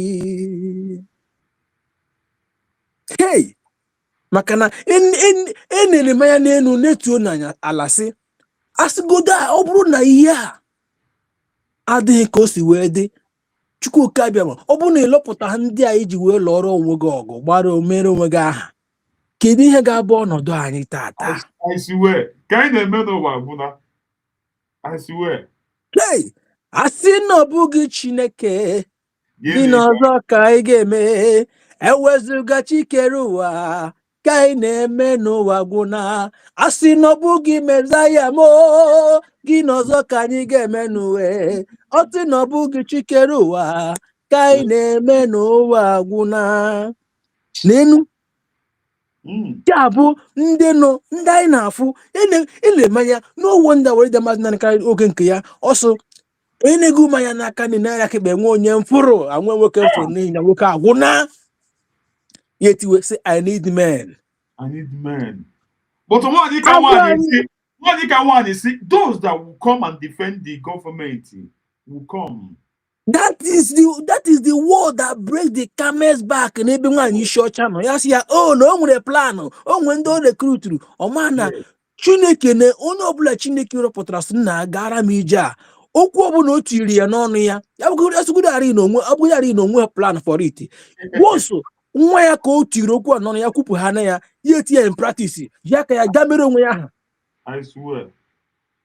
N'ile anya now ndị niile anyị nọ na-ele anya anyị na-look up to oge ha na-aga Finland ma first one na second one onye ọbụla na-akwado ndị niile nọ na media na-edefend this gọọmenti wu ndị nọ na comment section na-support ndị a niile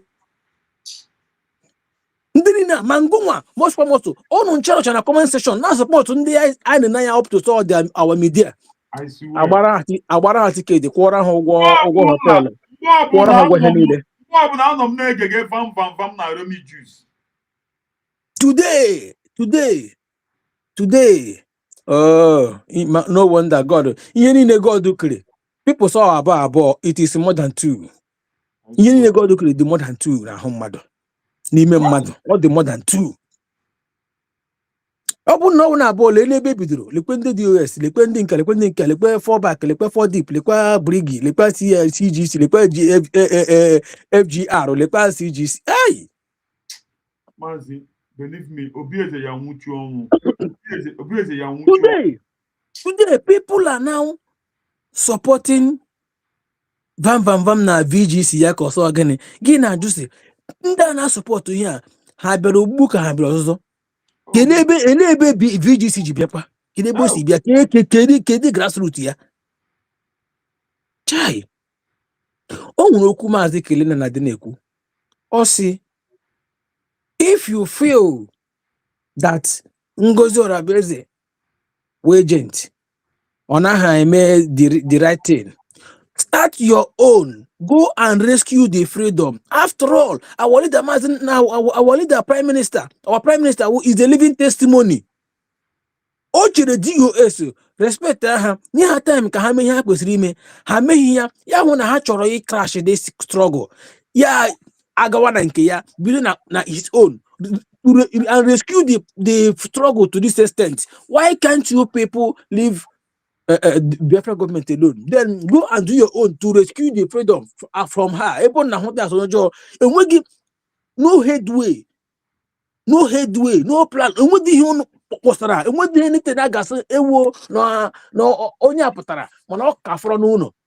Nothing. Na fight kwa onye ahụ no na-eme ihe. Lasuba so onwe ebe ọ na-aga Lasuba ị ga-anwụ na social media ị ga-anọ na n'ihu monitor gị nga ahụ podu shota nwụọ die one day ebe digide blind digide ikwuru n'ihe kwuo ya na ị ga-sabotaji today gị na-emekwe ya na-emechi ike Meanwhile, ikpekwele ekpere against ihe ị na-emekwa ya nwanne asị gị nwata gị na-egburu nne gị ya sọwa eju gị na-egburu nna gị ọwa eju gịnị ka iji n'aka eju nwa m ndụ na-agụkwa gị rasụba ị chọkwara ịdị ndụ wee hụ Biafra ọwụ na ị chọrọ ịhụ ya ọkpara nka ahụhụ so ngwere bịara ya oriri ọhịa na-asọ nkata epukwala ero gị na-emeju mmụọ na-achụ gị na-aga mapụta na ndị mmadụ na-achụ gị onye na-achụ gị kedu uru ibara ya kedu ihe o ji achụ gị fọ onwere ihe ime gị to get the freedom eji achụ gị nwanne ọ gị na-achọ onwe gị now bring it down to ihe megasị n'ala Igbo now look at how everywhere is scattered. I am still looking at Ejlem touch him na-achọ ndị niile ha na-asọ prime minister imege prime minister and they are nowhere to be found. Hey fuchala ha bịgasị na social media abịbịa agbazie na Nigerian gọọmenti mgba ha niile efuchana mana oge our PM no there ha werele as a duty no our PM we are starting from ebe our leader Maazị Nnamdi Kanu today ha niile emiele mmiri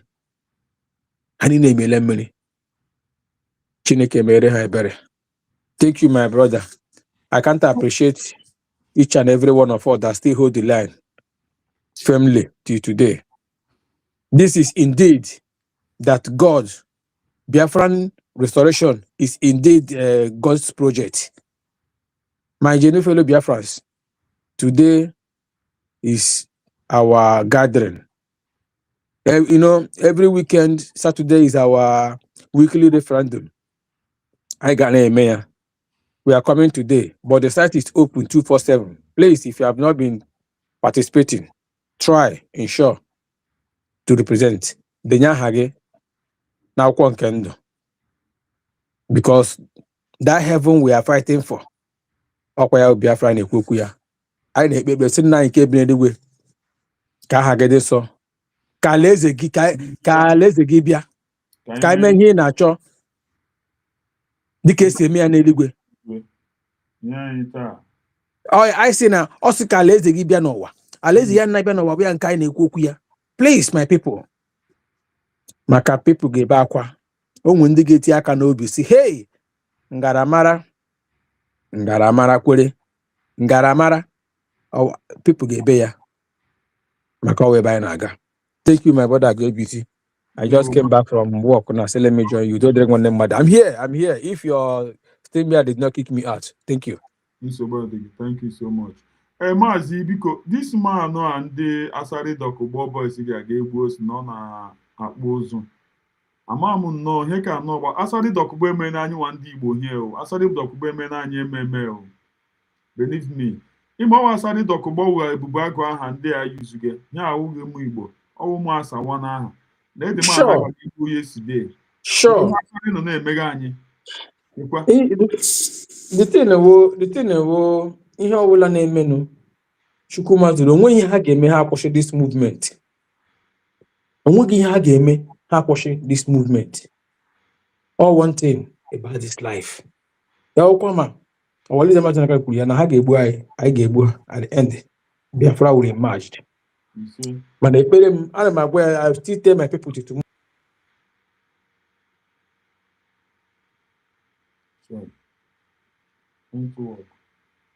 people soro the order and zere n'ije abalị ndị amana ya na so obi adịghị ha mma n'ebe anyị nọ.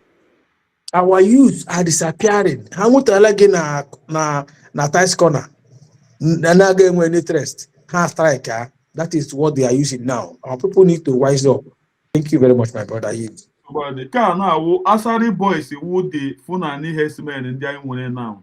Oguna, but no problem. And that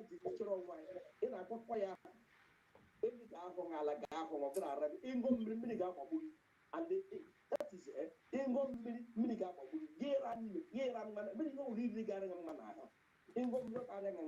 Giro so garang Gira no garang Gira no garang. What do you pull out the Jovita ma singing yes, what do you know the nigga Lord?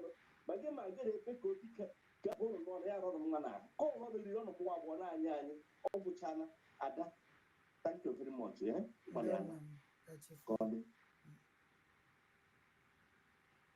ka ofu onye o enwezi ndị ọbịa eze na-abụ onye na-akpọnụ Continue this voice. Don't know. Our spirit is not continue. enweghị spirit gị isi gị kọntinu Anna mgbede ọma.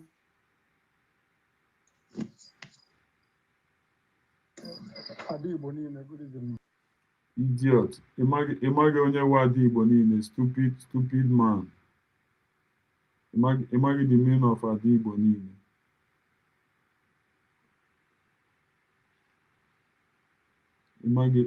ịmaghị onye wu ada Igbo niile ịmaghị ya, you don't know nothing. You're an entity.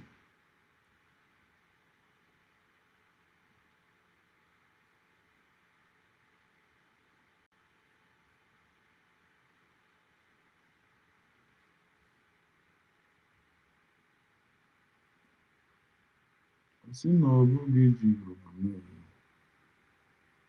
gịnị ka anyị ga-eme n'ụwa nke a? Gịnị ka anyị ga-eme?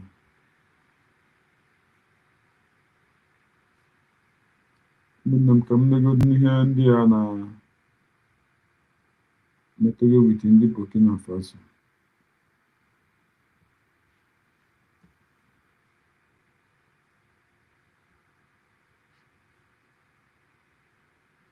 The Sahel states is saying that, it's a disruption of their sovereignty. Nigeria is saying they had to make an emergency landing because of technical issues. What would you say? How significant is this alleged airspace violation, especially for Nigeria? Yeah, at times we are clever by half as a country and as a state. We feel that Nigeria is the only sovereign state, while others are not, because they are smaller countries around us, even though they are contiguous to Nigeria.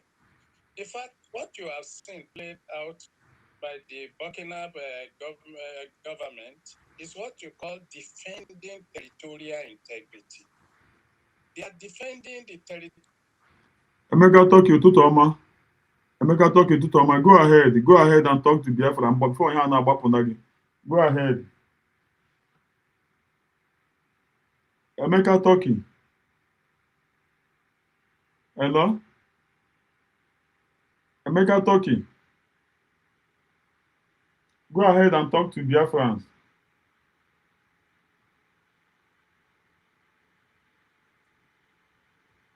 Emeka talking. Territorial integrity of their country, affirming the fact that Burkina Faso is a sovereign nation, that military plane cannot just fly over without authorization, not to talk of coming down there when there is no authorization to so do. Even though the Nigeria state has said that the plane was flying to Portugal. Very funny excuse and everything. Even if it's funny there, even where you are making emergency landing, who was your contact? How can we begin to run a country like this as if we don't know anything about international law, particularly ITA law guiding operation of military aircraft? It's not the same thing as passenger aircraft. It's military this thing. And of course, if it's not a war zone and you are flying over that territory or you want to land in that territory, and albeit, even if it's a friendly country, there is need for authorization. Yes. To talk of the measure of hostility that is existing between us now and the Sahel countries.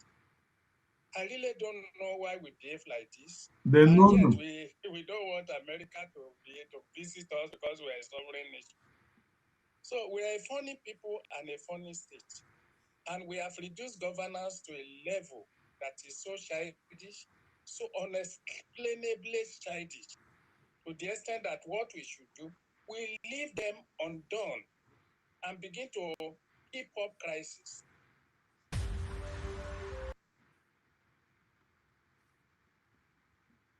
People that don't know anything. Half in a help on a war scam. Emeka talk in idea. Half in everything a war scam. Everything we have about. Yeah, Emeka, I am not only before. I am no longer home in the metro. I am but the program. No way to Carol, she come before. Just Go 2 ahead. minutes. Come take it about my dad. 2 minutes, just 2 minutes. Now. Okay, no problem. No problem.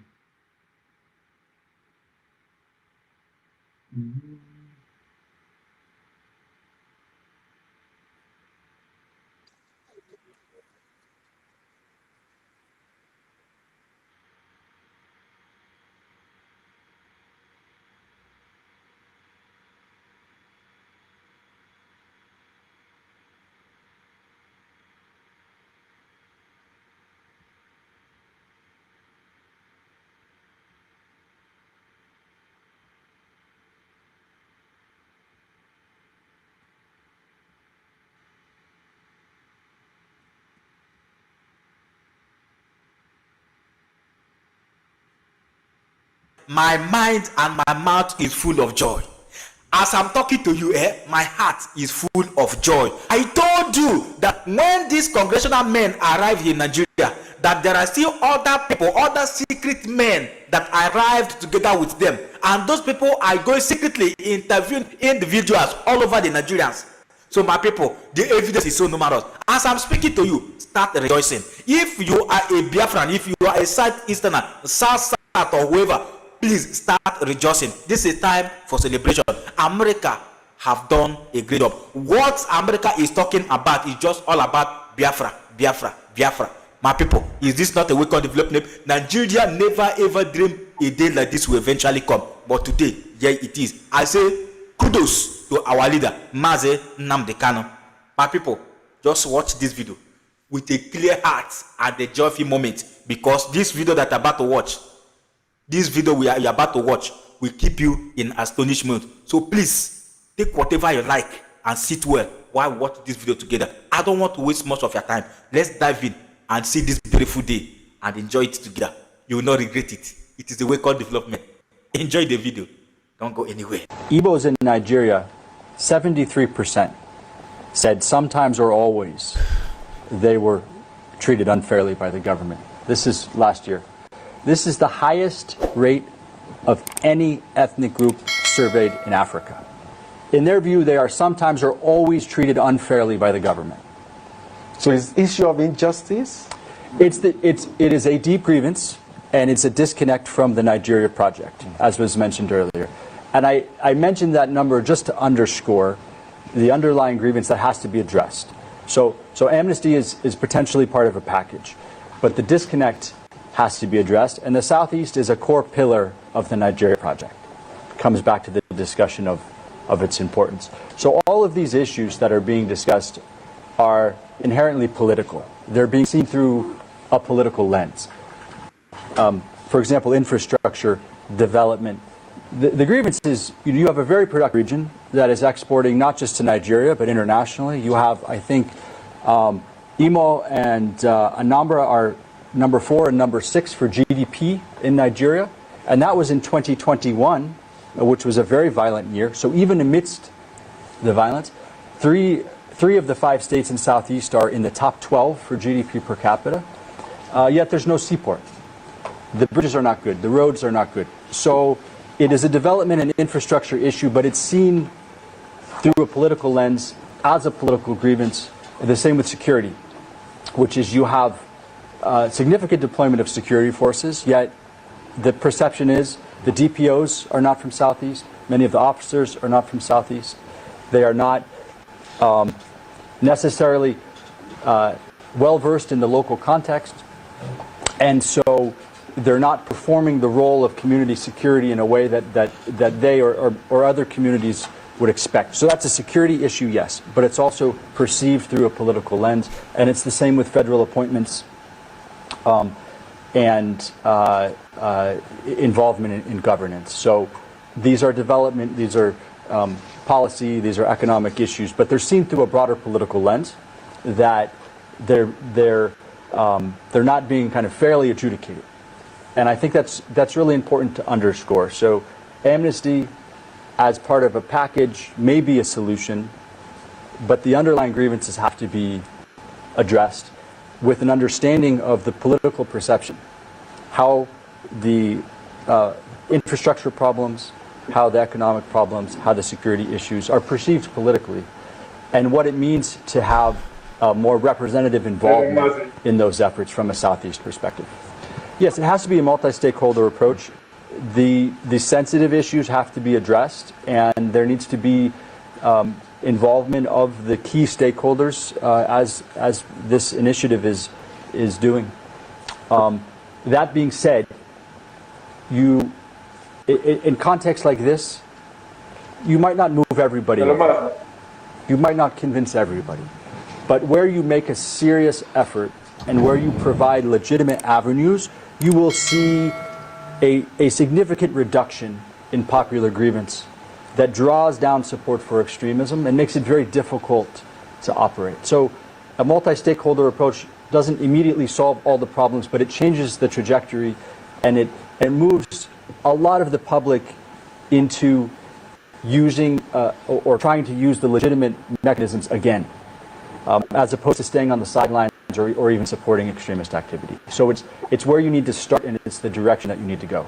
And there is a person on this mission, Republican Congressman Riley Moore, who just led a congressional delegation, not over Zoom, but by armored vehicle. You went into this country at a time when they are taking Christians, and you went to these camps of internally displaced people. First of all, welcome to The Focus. Tell me what the people told you.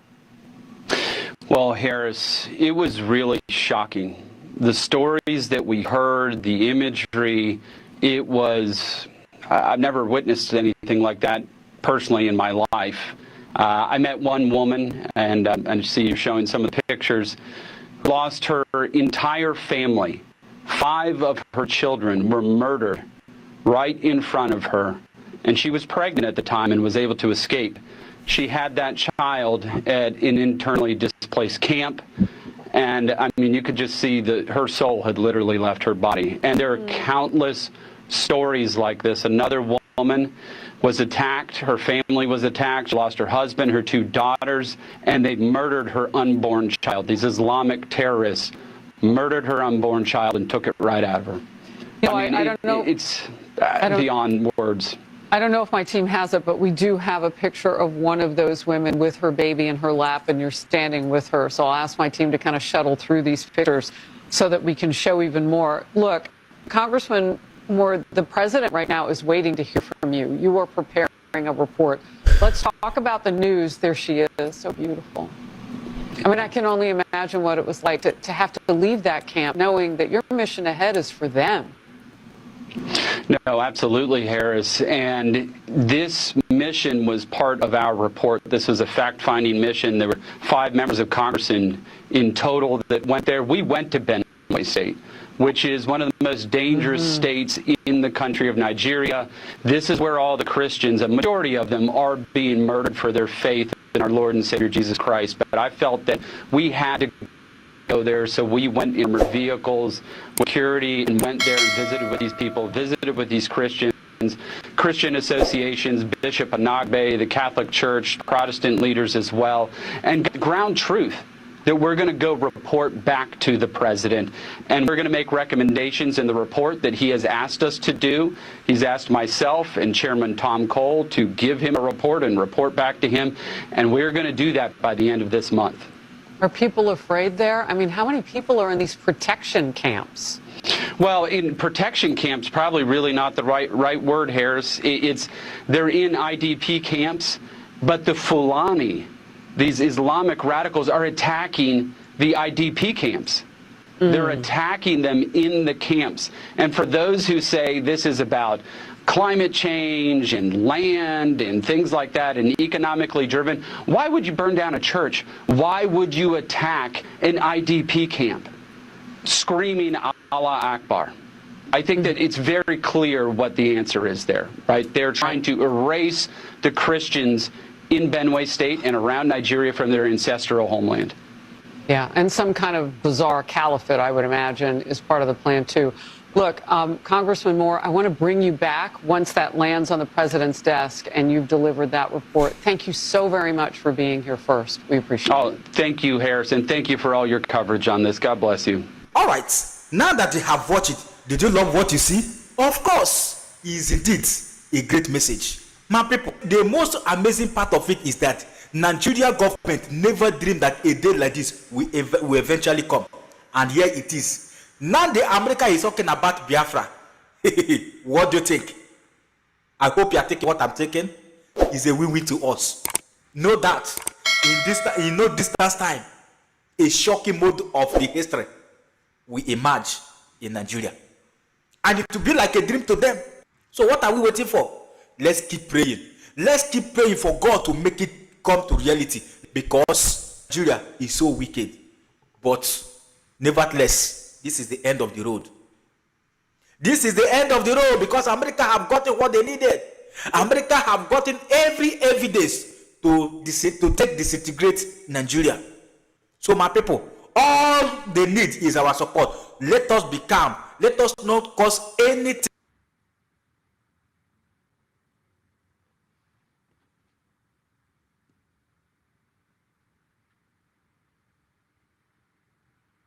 Ndewo. Ndewo.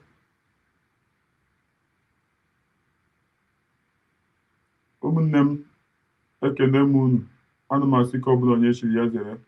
Ka emesịa unu ka anyị chewe in the evening time. M ga-abịa in the evening time before the fundraising. Thank you so much. I love you all.